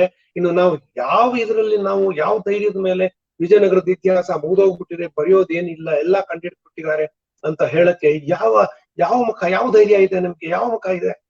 ಯಾವ ಜಸ್ಟಿಫಿಕೇಶನ್ ಇದೆ? ಖಂಡಿತ ಇಲ್ಲ. ನಾನು ಹೇಳ್ದಂಗೆ ಇವತ್ತು 100 ಜನ ವಿಜಯನಗರ ಸ್ಕಾಲರ್ಸ್ ಕೂಡ ಹಾಕಿದ್ರು, ಇನ್ 20 ವರ್ಷ ಆದ್ರೂ ಅವರು ಇನ್ನೂ ರಿಸರ್ಚ್ ಮಾಡತ್ಲೇ ಇರ್ತಾರೆ. ಅಷ್ಟು ಮಾಡ್ಬೇಕಾದ ಕೆಲಸ ಇದೆ ಸರ್. ಇಂತಹ ದೊಡ್ಡ ಕೆಲಸ ಇನ್ನೂ ಉಳಿದಿರೋದ್ರಿಂದ ಇದರಲ್ಲಿ ಯುವಕರ ಪಾತ್ರ ಬಗ್ಗೆ ನಿಮ್ಮ ಅಭಿಪ್ರಾಯವೇನು? ಅಂದ್ರೆ ಈಗ ನಾವು ನೋಡುತ್ತಿದ್ದಂತೆ ಈ ಸಮಾಚಾರ ಸ್ಫೋಟನ, ಏನ್ ಇನ್ಫಾರ್ಮೇಶನ್ ಎಕ್ಸ್ಪ್ಲೋಷನ್ ನಡೀತಾ ಇದೆ ಬಿಕಾಸ್ ಆಫ್ ಸೋಷಿಯಲ್ ಮೀಡಿಯಾ ಅಥವಾ ಈ IT ರೆವಲ್ಯೂಷನ್ ಇಂದ, ಈ ಇಂತಹ ಸ್ಫೋಟಕವಾಗಿದ್ದಂತ ಸಮಾಚಾರದ ಒಂದು ವಾತಾವರಣದಲ್ಲಿ ಹೆಚ್ಚಿನ ಯುವಜನಾಂಗ ಪಾಲಿಟಿಕ್ಸ್ ಅಥವಾ ಎಂಟರ್ಟೈನ್ಮೆಂಟ್ ಬಿಟ್ರೆ ಸ್ಪೋರ್ಟ್ಸ್ ಇವುಗಳಿಗೆ ಸೀಮಿತ ಆಗ್ತಿರೋದನ್ನ ನಾವು ನೋಡ್ತೀವಿ. ಎಕ್ಸೆಪ್ಷನಲ್ ಕೇಸಸ್ ಎಲ್ಲಾ ಕಡೆನೂ ಇರುತ್ತೆ. I talking about majority. ಯಾಕಂದ್ರೆ ಯೂಟ್ಯೂಬ್ ಅನ್ನು ಒಂದು ಯುವಕರ ಮನೋಭಾವಗಳಿಗೆ ಒಂದು ಕನ್ನಡಿ ಅಂತ ತಗೊಂಡ್ರೆ ಅದರಲ್ಲಿ ನಂಬರ್ 1 ಸ್ಥಾನದಲ್ಲಿರೋದು ಎಂಟರ್ಟೈನ್ಮೆಂಟ್, 2ನೇ ಸ್ಥಾನದಲ್ಲಿರೋದು ಸಿನಿಮಾ, 3ನೇ ಸ್ಥಾನದಲ್ಲಿ ಇರುವಂತ ಕ್ಯಾಟಗರಿ ಸ್ಪೋರ್ಟ್ಸ್, 4ನೇ ಸ್ಥಾನದಲ್ಲಿ ನಿಮಗೆ ಸ್ಟ್ಯಾಂಡ್ ಅಪ್ ಕಾಮಿಡಿ, ಪಾಲಿಟಿಕ್ಸ್, ಮತ್ತೆ ಡೂ ಇಟ್ ಯುವರ್ ಸೆಲ್ಫ್ ಅನ್ನುವಂತ ವಿಡಿಯೋಗಳು, ಶಾಪಿಂಗ್, ವಸ್ತುಗಳನ್ನ ಖರೀದಿ ಮಾಡಬೇಕು, ಏನೇನು ಹೊಸ ಹೊಸ ವಸ್ತುಗಳು ಮಾರ್ಕೆಟ್ ಅಲ್ಲಿ ಬಂದಿದೆ, ಇವುಗಳಿಗೇನೆ ಹೆಚ್ಚಿನ ಆದ್ಯತೆ. ನಂಬರ್ 5 ಪ್ಲೇಸ್ ಅಲ್ಲಿ ಎಜುಕೇಶನ್ ಇದ್ರೂ ಅದು ಹೆಚ್ಚಿಗೆ ಕಾಂಪಿಟೇಟಿವ್ ಎಕ್ಸಾಮ್ಸ್ ಗೆ ಪ್ರಿಪೇರ್ ಆಗ್ಲಿಕ್ಕೆ, ಅಥವಾ ಈಗ ಕೊರೋನಾ ಕಾಲದಲ್ಲಿ ಆನ್ಲೈನ್ ಪಾಠ್ಯಾಂಶಗಳು ನಡೀತಿರೋದ್ರಿಂದ ಹಾಗಾಗಿ ನಂಬರ್ 5 ಪೊಸಿಷನ್ ಅಲ್ಲಿ ಎಜುಕೇಶನ್ ಇದೆ. ಬಟ್ ಹಿಸ್ಟ್ರಿ ಅಂತ ಅನ್ನೋದು ತುಂಬಾ ಕಡಿಮೆ ಆಗಿದಂತ ಸ್ಥಾನದಲ್ಲಿ ಇದೆ, ಅಸಲು ಇಲ್ಲ ಅಂತಾನೆ ಹೇಳ್ಬೋದು. ಹೀಗಿರುವಾಗ ನಮ್ಮ ಕೇವಲ 500 ವರ್ಷಗಳ ಹಿಂದೆ ಇದ್ದಂತ ಒಂದು ಸಾಮ್ರಾಜ್ಯದ ಬಗ್ಗೆನೆ ನಮಗೆ ಸಂಪೂರ್ಣ ಮಾಹಿತಿ, ನಾಟ್ ಈವನ್ 50% ಇದೆ ಅಂತ ಏನಿರುವಾಗ, ಒಂದು 100 ಜನ ಇತಿಹಾಸಕಾರರು ಸೇರಿದ್ರು 20 ವರ್ಷ ಕಾಲಾವಧಿ ಬೇಕಾಗತ್ತೆ ಕನಿಷ್ಠ ಪಕ್ಷ ಒಂದು ರೀತಿಯಾಗಿದ್ದಂತ ಸಾಧನೆಯನ್ನ ಮಾಡ್ಲಿಕ್ಕೆ ಅಂತ ತಾವು ಹೇಳಿದ್ರನ್ನ ದೃಷ್ಟಿಯಲ್ಲಿ ಇಟ್ಕೊಂಡ್ರೆ, ಈಗ ಯುವ ಪೀಳಿಗೆಯಿಂದ ನಮಗೆ ಆ 100 ಜನ ಸಂಶೋಧಕರು ಸಿಕ್ಕಿದ್ರೆ ಕೆಲಸ ಬೇಗ ಆಗತ್ತಲ್ಲ. ಆದ್ರೆ ಯುವಕರು ಹೆಚ್ಚಿಗೆ ಈ 4-5 ವಿಚಾರಗಳಲ್ಲಿ ಮಾತ್ರ ತೊಡಗಿಕೊಂಡಿದ್ದಾರೆ ತಮ್ಮನ್ನ ತಾವು. ಇದ್ರ ಬಗ್ಗೆ ತಾವು ಏನ್ ಸೂಚನೆ ಮಾಡ್ತೀವಿ ಸರ್? ಈ ಸಮಸ್ಯೆಯನ್ನ ಬಗೆಹರಿಸಿ ಯುವಕರ ಗಮನವನ್ನು ಇತಿಹಾಸದ ಕಡೆಗೆ ಎಳೆಯುವುದೇ ಹೇಗೆ? ಈ ಪ್ರಶ್ನೆ ಯಾಕೆ ಕೇಳ್ತಿದ್ದೀನಿ ಅಂತ ಹೇಳಿದ್ರೆ, ತಾವು MBBS ಓದಿ ನಿಮಗೆ ಸಂಬಂಧವೇ ಇಲ್ಲದಂಗಿರುವಂತ ನಿಮ್ಮ ವೃತ್ತಿ ಅಥವಾ ವಿದ್ಯೆಗೆ ಸಂಬಂಧವೇ ಇಲ್ಲದಂಗಿರುವಂತ ಇತಿಹಾಸದಲ್ಲಿ ಹೇಗೆ ನೀವು ಅಭಿರುಚಿಯನ್ನು ಹುಟ್ಟಿಸ್ಕೊಂಡಿದ್ದೀರಿ ಅನ್ನುವಂತ ಒಂದು ರೋಮಾಂಚಕರವಾಗಿದ್ದಂತ ವಿಷಯವನ್ನ ನಾನು ಯೋಚನೆ ಮಾಡ್ತಿದ್ರೆ, how you got attracted towards history engage ಅಂತ ಹೇಳೋದು, ಅದನ್ನ ನೆನಪಲ್ಲಿ ಇಟ್ಕೊಂಡು ಹಿಂದಿನ ಹುಡುಗರಿಗೆ, ಯುವಕರಿಗೆ ಏನ್ ಹೇಳಿಕ್ ಬಯಸ್ತಾರೆ ಸರ್? ಇದೊಂದು ತುಂಬಾ ಸಂಕೀರ್ಣವಾದ ಪ್ರಶ್ನೆ. ಬಟ್ ಆದ್ರೆ ನಿಜವಾಗ್ಲೂ ತಲೆ ಕೆಡಿಸ್ಕೊಳ್ಬೇಕಾದಂತಹ ಪ್ರಶ್ನೆ. ಯಾಕೆ ಅಂತಂದ್ರೆ ಈಗ ನೀವು ಹೇಳದಂಗೆ ಯುವಕರ ಇದ್ರ ಯಾದಿಯಲ್ಲಿ ಹಿಸ್ಟ್ರಿ ಇಲ್ಲವೇ ಇಲ್ಲ. ಅದಕ್ಕೆ ಕಾರಣ ನಾವು ಶಾಲೆಗಳಲ್ಲಿ ಸಣ್ಣದ್ರಿಂದ ಹಿಸ್ಟ್ರಿಯನ್ನ ಸರಿಯಾಗಿ, ಇತಿಹಾಸವನ್ನ ನಾವು ಹೇಳ್ಕೊಟ್ಟಿಲ್ಲ. ಹಿಸ್ಟ್ರಿ ಅಂದ್ರೆ ಇದುವರೆಗೂ ಎಲ್ಲರಿಗೂ ಅನ್ಕೊಂಡಿರೋ ಹಾಗೆ ಬರೀ ಅದೊಂದು ಯುದ್ಧಗಳ ಮತ್ತೆ ಇಸುವಿಗಳ ಸರಮಾಲೆ. ಆ ಭಾವನೆ ಹೋಗ್ಬೇಕು. ಹಿಸ್ಟ್ರಿ ಟೀಚಿಂಗ್ ಮೊದಲು ಪ್ರೈಮರಿ ಲೆವೆಲ್ ಇಂದ ಹಿಸ್ಟ್ರಿ ಟೀಚಿಂಗು ಇಂಪ್ರೂವ್ ಆಗ್ಬೇಕು. ನನ್ನ ಇದಕ್ಕೆಲ್ಲ ಪ್ರಾಯಶಃ ಬುನಾದಿ ಹಾಕಿದವರು ನನ್ನ ಮಿಡ್ಲ್ ಸ್ಕೂಲಿನ ಒಬ್ಬರು ಹಿಸ್ಟ್ರಿ ಟೀಚರು. ಅವರು ಅವ್ರ ಕ್ಲಾಸಿಗೆ ಬರ್ತಿದ್ದಂಗೆ ನಾನು ಹಿಸ್ಟ್ರಿ ಟೀಚರ್. ನಾನು ಓಡೋಗ್ಬಿಟ್ಟು ಹೆಡ್ ಮಾಸ್ಟರ್ ರೂಮ್ ಇಂದ ನಾನು ಮ್ಯಾಪ್ ತರಬೇಕು. ನಾನ್ ತರ್ಲೆ. ಇದೇನ್ ಸರ್ ನೀವು ಹಿಸ್ಟ್ರಿ ಟೀಚರು, ಜಾಗ್ರಫಿಗೆ ಮ್ಯಾಪ್ ಯಾಕೆ ಸರ್ ತರಿಸ್ತೀರಿ ಅಂತ ಅವರು ಬೊಯ್ಯೋರು. ನೋಡ, there is no history without geography, ನೇತಾಕುವಲ್ ಮ್ಯಾಪ್ ನ ಅನ್ನೋರು. ಅಲ್ಲಿ ಅಲೆಕ್ಸಾಂಡರ್, ನನಗೆ ಇವತ್ತಿಗೂ ಜ್ಞಾಪಕ ಇದೆ ಅಲೆಕ್ಸಾಂಡರ್ ದಂಡಯಾತ್ರೆ, ಪದಗಳು ಜ್ಞಾಪಕ. ಯಾಕೆ ಅಂದ್ರೆ ಪ್ರತಿಯೊಂದು ಇನ್ಸಿಡೆಂಟ್ ಆದಂಗೆ ಆ ಊರನ್ನ ಅವ್ರ ಮ್ಯಾಪ್ ಮೇಲೆ ತೋರ್ಸೋರು. ಅಲೆಕ್ಸಾಂಡ್ರು ಗ್ರೀಸ್ ಮತ್ತು ಮ್ಯಾಸಿಡೋನಿಯಾ ದೇಶದ ದೊರೆ ಅನ್ಬಿಟ್ಟು ಗ್ರೀಸ್ ತೋರ್ಸೋರು, ಬರ್ದಿರೋದಲ್ಲಿ ಮ್ಯಾಸಿಡೋನಿಯಾ ಅಂತ ಬರ್ದಿರೋದು. ಅದನ್ನು ತೋರ್ಸ್ಬಿಟ್ಟು ಮುಂದಕ್ಕೆ ಹೋಗೋರು. ಹೀಗೆ ಅಲ್ಲ, ಇದು ಅಪರೂಪದ ಇತಿಹಾಸ ಟೀಚರ್ ಅವರು. ಆದ್ರೆ ನಮ್ಮ ಇತಿಹಾಸ ಬೋಧನೆ ಈ ರೀತಿ ಆಗ್ತದೆ. ಆದ್ರೆ ಅದು ತದ್ವಿರುದ್ಧವಾಗಿದೆ. ಇತಿಹಾಸ ಯಾರಿಗೂ ಬೇಡದ ಕೂಸಾಗಿದೆ. ನನ್ನ ಒಬ್ಬ ಪ್ರೊಫೆಸರ್, ಒಬ್ಬ ಮಿತ್ರರು ಹೇಳ್ತಾರೆ, ಸ್ಟೂಡೆಂಟ್ಸ್ಗೆ ಯಾವ ಸಬ್ಜೆಕ್ಟ್ ಅಲ್ಲೂ ಸೀಟ್ ಸಿಗದೆ ಇದ್ರೆ ಅವರು ಹಿಸ್ಟ್ರಿಗೆ ಬರ್ತಾರೆ ಅಂತ. ಆ ಸ್ಥಿತಿಗೆ ಇತಿಹಾಸ ಅಧ್ಯಯನ ಇವತ್ತು ಬಂದಿದೆ. ಇದನ್ನ ಇದು ಶುರು ಮಾಡ್ಬೇಕಾದ್ದು ಸ್ಕೂಲಿಂದಾನೆ, ಪ್ರೈಮರಿ ಸ್ಕೂಲಿಂದ ಮಿಡ್ಲ್ ಸ್ಕೂಲಿಂದ ಶುರು ಆಗ್ಬೇಕು. ಈ 70-80 ವರ್ಷದಲ್ಲಿ ಅದಕ್ಕೆ ಸರಿಯಾಗಿ ಸಿಗ್ಬೇಕಾದಂತಹ ಪ್ರಾಮುಖ್ಯತೆ ಸಿಕ್ಕಿಲ್ಲ. ಪ್ರಾಮುಖ್ಯತೆ ಸಿಗಬೇಕಾದ ವಿಷಯಗಳಿಗೂ ಸಿಕ್ಕಿಲ್ಲ. ಹಾಗಾಗಿ ಅವೆರಡನ್ನೂ ತಿದ್ದುಕೋಬೇಕಾಗಿದೆ ನಾವು. ಆಮೇಲೆ ಅಲ್ಲಿಂದ ಶುರು ಮಾಡಿ ಅದು ನಮಗೆ ಫಲಿತಾಂಶಗಳು ಕೊಡ್ಬೇಕಾದ್ರೆ ಇನ್ನು 30 ವರ್ಷ ಕಾಯ್ಬೇಕಾಗತ್ತೆ. ಅಲ್ಲಿ ತನಕ ನಾವು ಕಾಯಕ್ಕಾಗಲ್ಲ. ಮಧ್ಯದಲ್ಲೇ ನಾವು ಬೇರೆ ಕೆಲಸಗಳು ಮಾಡ್ಬೇಕಾಗಿದೆ. ಈ ಬಗ್ಗೆ ಒಂದ್ ರೀತಿಯ ಒಂದ್ ಸಣ್ಣ ಚಳವಳಿ ಶುರುವಾಗಿದೆ. ನಾನು ಒಂದಿಷ್ಟು ವಿಡಿಯೋಸ್ ನೋಡ್ತಾ ಇರ್ತೀನಿ, ಈ ಇತಿಹಾಸಕ್ಕೆ ಸಂಬಂಧಪಟ್ಟ ವಿಡಿಯೋಗಳನ್ನೇ. ಆ ತರ ಮಾಡೋರು ಒಂದಿಷ್ಟು ಜನ, ಒಂದು ಗುಂಪಿನ ಉತ್ಸಾಹಿ ತರುಣರು ಇದ್ದಾರೆ. ಅವರಲ್ಲಿ ಕೆಲವರು ನಿಜವಾಗ್ಲೂ ಒಳ್ಳೆ ವಿಡಿಯೋಗಳನ್ನ, ಒಳ್ಳೆ ಎವಿಡೆನ್ಸ್ ಬೇಸ್ಡ್ ವಿಡಿಯೋಗಳನ್ನ ಮಾಡಿ ಪ್ರಸಾರಿಸ್ತಾ ಇದ್ರೆ, ತೀರಾ ಸೆನ್ಸೇಷನಲಿಸಮ್ಗೋಸ್ಕರ ವಿಡಿಯೋಗಳನ್ನ ಮಾಡಿ ಹಾಕಿರೋರು ಇದ್ದಾರೆ. ಅದನ್ನ ಪ್ರಾಯಶಃ ಅದನ್ನ ತಪ್ಪಿಸೋದ್ರಿಂದ ಆಗೋಷ್ಟೇ ಒಳ್ಳೇದು. ಈ ಒಳ್ಳೆ ವಿಡಿಯೋಗಳನ್ನ ಪ್ರೋತ್ಸಾಹಿಸೋದ್ರಿಂದ ಆಗತ್ತೆ. ಆ ಕೆಲಸನೂ ನಾವು ಮಾಡ್ಬೇಕು. ಮಿಸ್ಇನ್ಫಾರ್ಮೇಶನ್, ನಾನು ಮೊನ್ನೆ ನನಗೆ ಒಂದಿಷ್ಟು ಜನ ಫೋನ್ ಮಾಡಿದ್ರು. ಏನಂತ, ಉಮ್ಮತ್ತೂರು ಕೃಷ್ಣರಾಯನ ಆರಾಧ್ಯ ದೈವ ಉಮ್ಮತ್ತೂರಿನ ಈಶ್ವರನ ದೇವಸ್ಥಾನದಲ್ಲಿರೋ ಈಶ್ವರ. ಅವನು ಪ್ರತಿ ದಂಡಯಾತ್ರೆಗೆ ಹೋಗೋಕ್ಕೂ ಮುಂಚೆ ಅವನು ಉಮ್ಮತ್ತೂರು ಬಂದು ಪೂಜೆ ಸಲ್ಲಿಸಿ ಹರಕೆ ಸೇರಿಸ್ಕೊಂಡು ಅವನು ಹೋಗ್ತಾ ಇದ್ದ. ಇದು ಸತ್ಯ ಅನ್ನೋ ಹಾಗೆ, ಶಾಸನಗಳಲ್ಲಿ ಬಂದಿದೆ ಅನ್ನೋ ಹಾಗೆ, ಸಾಹಿತ್ಯದಲ್ಲಿ ಬಂದಿದೆ ಅನ್ನೋ ಹಾಗೆ ಎಲ್ಲ ಇದನ್ನ ಬಿಂಬಿಸ್ತಾ ಇದ್ದಾರೆ ವಿಡಿಯೋಗಳಲ್ಲಿ, ಬೇರೆ ಇದರಲ್ಲಿ. ಅದು ಅಪ್ಪಟ ಸುಳ್ಳು. ಅದು ಅವನು ಕೃಷ್ಣರಾಯ ಉಮ್ಮತ್ತೂರ್ಗೆ ಹೋಗಿದ್ದ ಪಾಪ 1512 ಕೊನೆಗೆ. ಅವನು ಅಲ್ಲಿ ತನಕ ಅವನಲ್ಲಿ ಕಾಲಿಡಕ್ಕೆ ಆಗ್ಲಿಲ್ಲ. ಅವನು ಸುಮಾರು ಕ್ಯಾಂಪೇನ್ಗಳು, ಒರಿಸ್ಸಾ ಕ್ಯಾಂಪೇನ್ ಒಂದು ಬಿಟ್ರೆ ಬಾಕಿ ಇದೆಲ್ಲವೂ 1513 ಮುಗಿದೋಗ್ಬಿಟ್ಟಿತ್ತು. ಒರಿಸ್ಸಾ ಕ್ಯಾಂಪೇನ್ ಆಮೇಲೆ ಶುರು ಆಗಿತ್ತು. ಅವ್ನು ಯಾವ ಕ್ಯಾಂಪೇನ್ಗೂ ಉಮ್ಮತ್ತೂರು ಹೋಗಕ್ ಸಾಧ್ಯ ಇಲ್ಲ 1513 ತಕ್ಕ. ಯಾಕೆಂದ್ರೆ ಅದು ಉಮ್ಮತ್ತೂರು ಒಡೆಯರ್ ಕೈಯಲ್ಲಿತ್ತು. ಉಮ್ಮತ್ತೂರು ಒಡೆಯರು ಬಂಡೆದ್ದಿದ್ರು, ಅವ್ರ ಶತ್ರುಗಳಾಗಿದ್ರು. ಅದರಿಂದ ಅವನ ಕಾಲಿಕ್ ಹೋಗಂಗೆ ಇರ್ಲಿಲ್ಲ. ಉಮ್ಮತ್ತೂರು ಒಡೆಯರ್ನ ಅವನು ಬಡಿಯೋ ತನಕ ಅವನು ಉಮ್ಮತ್ತೂರ್ಗೆ ಹೋಗೋಂಗಿರ್ಲಿಲ್ಲ. ಹಾಗೆ ಅವನು ಪ್ರತಿ ಯುದ್ಧಕ್ಕೂ ಮುಂಚೆ ಅಲ್ಲಿ ಹೋಗಿ ಅವ್ರು ನಮಸ್ಕಾರ ಮಾಡಿ ಹರಕೆ ಹೊತ್ಕೊಂಡು ದಂಡಯಾತ್ರೆಗೆ ಹೋಗ್ತಿದ್ದ ಅಂತ ಅರ್ಥ. ಈ ತರದ ಮಿಸ್ಇನ್ಫಾರ್ಮೇಶನ್ ಕೊಡುವಂತಹ ವಿಡಿಯೋಗಳು ಸುಮಾರಿವೆ. ಅದನ್ನು ನೋಡಿದ್ದೀನಿ. ಅದನ್ನು ತಪ್ಪಿಸ್ಬೇಕು. ಜನಗಳಲ್ಲಿ ಇತಿಹಾಸ ಪ್ರಜ್ಞೆ ಬರಬೇಕು ಮುಂಚೆ. ಅದನ್ನ ಸಿವೆಲ್ರು ಪಾಪ ಕೂಡ ಹೇಳ್ಕೊಂಡು ಗೋಳಾಡ್ತಾರೆ. ನಾನು 21 ವರ್ಷ ಕೆಲಸ ಮಾಡಿದ್ದೀನಿ ಮೈಸೂರು ಪ್ರೆಸಿಡೆನ್ಸಿಲಿ. ಆದ್ರೆ ಇಲ್ಲಿ ಜನಗಳ ಇತಿಹಾಸ ಪ್ರಜ್ಞೆ, ಅದರಲ್ಲೂ ಹಿಂದೂಗಳ ಇತಿಹಾಸ ಪ್ರಜ್ಞೆ ಶೋಚನೀಯ ಅಂತ ಬರೀತಾರೆ. ಇದರಲ್ಲೇ ಬರೀತಾರೆ, ಶೋಚನೀಯ ಅಂತ ಬರೀತಾರೆ. ಹಾಗೆ ನೋಡಿದ್ರೆ ಮುಸ್ಲಿಮರಲ್ಲಿ ಪ್ರಜ್ಞೆ ಚೆನ್ನಾಗಿದೆ. ಮುಸ್ಲಿಮರಲ್ಲಿ ಇರುವಂತಹ ಇತಿಹಾಸ ಗ್ರಂಥಗಳು ಹಿಂದೂಗಳಲ್ಲಿ ಇಲ್ಲ ಅಂತಾನೆ ಬರೀತಾರೆ, ಸ್ಪಷ್ಟವಾಗಿ ಬರೀತಾರೆ. ಅದ್ ನಿಜ. ಫರಿಷ್ತಾ, ಶಿರಾಜಿ ಅವರೆಲ್ಲ ಇದ್ದಂಗೆ ನಮ್ಮಲ್ಲಿ ಎಲ್ಲಿ ನಮ್ಮ ಇತಿಹಾಸಕಾರರು ಯಾರಿದ್ದಾರೆ? ನಮ್ಮಲ್ಲಿ ಇಲ್ವೇ ಇಲ್ಲ. ಇಡೀ ಕರ್ನಾಟಕದಲ್ಲಿ ನೀವು ಬೆರಳು ಮಾಡಿಸಿದ್ರೆ ಕೆಳದಿನ ರೂಪಾಯಿ ಇತಿಹಾಸ ಸಿಗತ್ತೆ. ದೇವರಾಜ ಬಿನ್ನಪ್ಪ ಆ ತರದ್ ಮೈಸೂರು ಒಡೆಯರ ಕಾಲದಲ್ಲಿ 2-3 ಬಿಟ್ರೆ ಬೇರೆ ನಮ್ಗೆ ಇತಿಹಾಸ ಗ್ರಂಥಗಳೇ ಸಿಗಲ್ಲ. ಆದ್ರೆ ಅದೃಷ್ಟವಶಾತ್ ನಮ್ಮ ಜನ ಅದಕ್ಕೆ ಒಂದು ಬಗೆ ಕಾಂಪೆನ್ಸೇಷನ್ ಮಾಡಿದ್ದಾರೆ. ಏನು ಅಂತಂದ್ರೆ ಕೈಫಿಯತ್ಗಳು ದಂಡೆಯಾಗಿ ಬರೆದಿಟ್ಟಿದ್ದಾರೆ. ಆಂಧ್ರದಲ್ಲಂತೂ ಇವುಗಳು ಇನ್ನೂ ಜಾಸ್ತಿ, ಇನ್ನೂ ಹೆಚ್ಚು. ಈ ಇತಿಹಾಸ ಗ್ರಂಥಗಳು ಇಲ್ಲದೆ ಇರೋದ್ರಿಂದ ಉಂಟು ಮಾಡಿರೋ ಕೊರತೆಯನ್ನ ಈ ನಮ್ಮ ಕೈಫಿಯತ್ತುಗಳು ಇವು ತುಂಬಕ್ಕೆ ಪ್ರಯತ್ನ ಪಟ್ಟಿವೆ. ಆದ್ರೆ ಅದಕ್ಕೆ ಅವ್ರದೇ ಆದ ಲಿಮಿಟೇಷನ್ಸ್ ಇದೆ. ಹಾಗಾಗಿ ಜನಸಾಮಾನ್ಯರ ಲೆವೆಲ್ ಅಲ್ಲಿ ಇತಿಹಾಸ ಪ್ರಜ್ಞೆ ಬೆಳೆಸಕ್ಕೆ ಖಂಡಿತ ಪ್ರಯತ್ನಗಳಾಗ್ಬೇಕು. ಇಲ್ಲದೆ ಇದ್ರೆ ನಮ್ಮ ಇತಿಹಾಸನ, ನಮ್ಮ ಪರಂಪರೆಯನ್ನ, ಆ ವೈಭವನ, ಅದು ನಮ್ಮ ಮುಂದಿನ ಪೀಳಿಗೆಗಳಿಗೆ ಕೊಡಬಹುದಂತಹ ಸ್ಟಿಮ್ಯುಲೇಷನ್, ಉತ್ತೇಜನ ನಾವು ಕಳ್ಕೊತೀವಿ. ಒಳ್ಳೆ ವಿಚಾರ ಹೇಳಿದಿರಿ ಸರ್.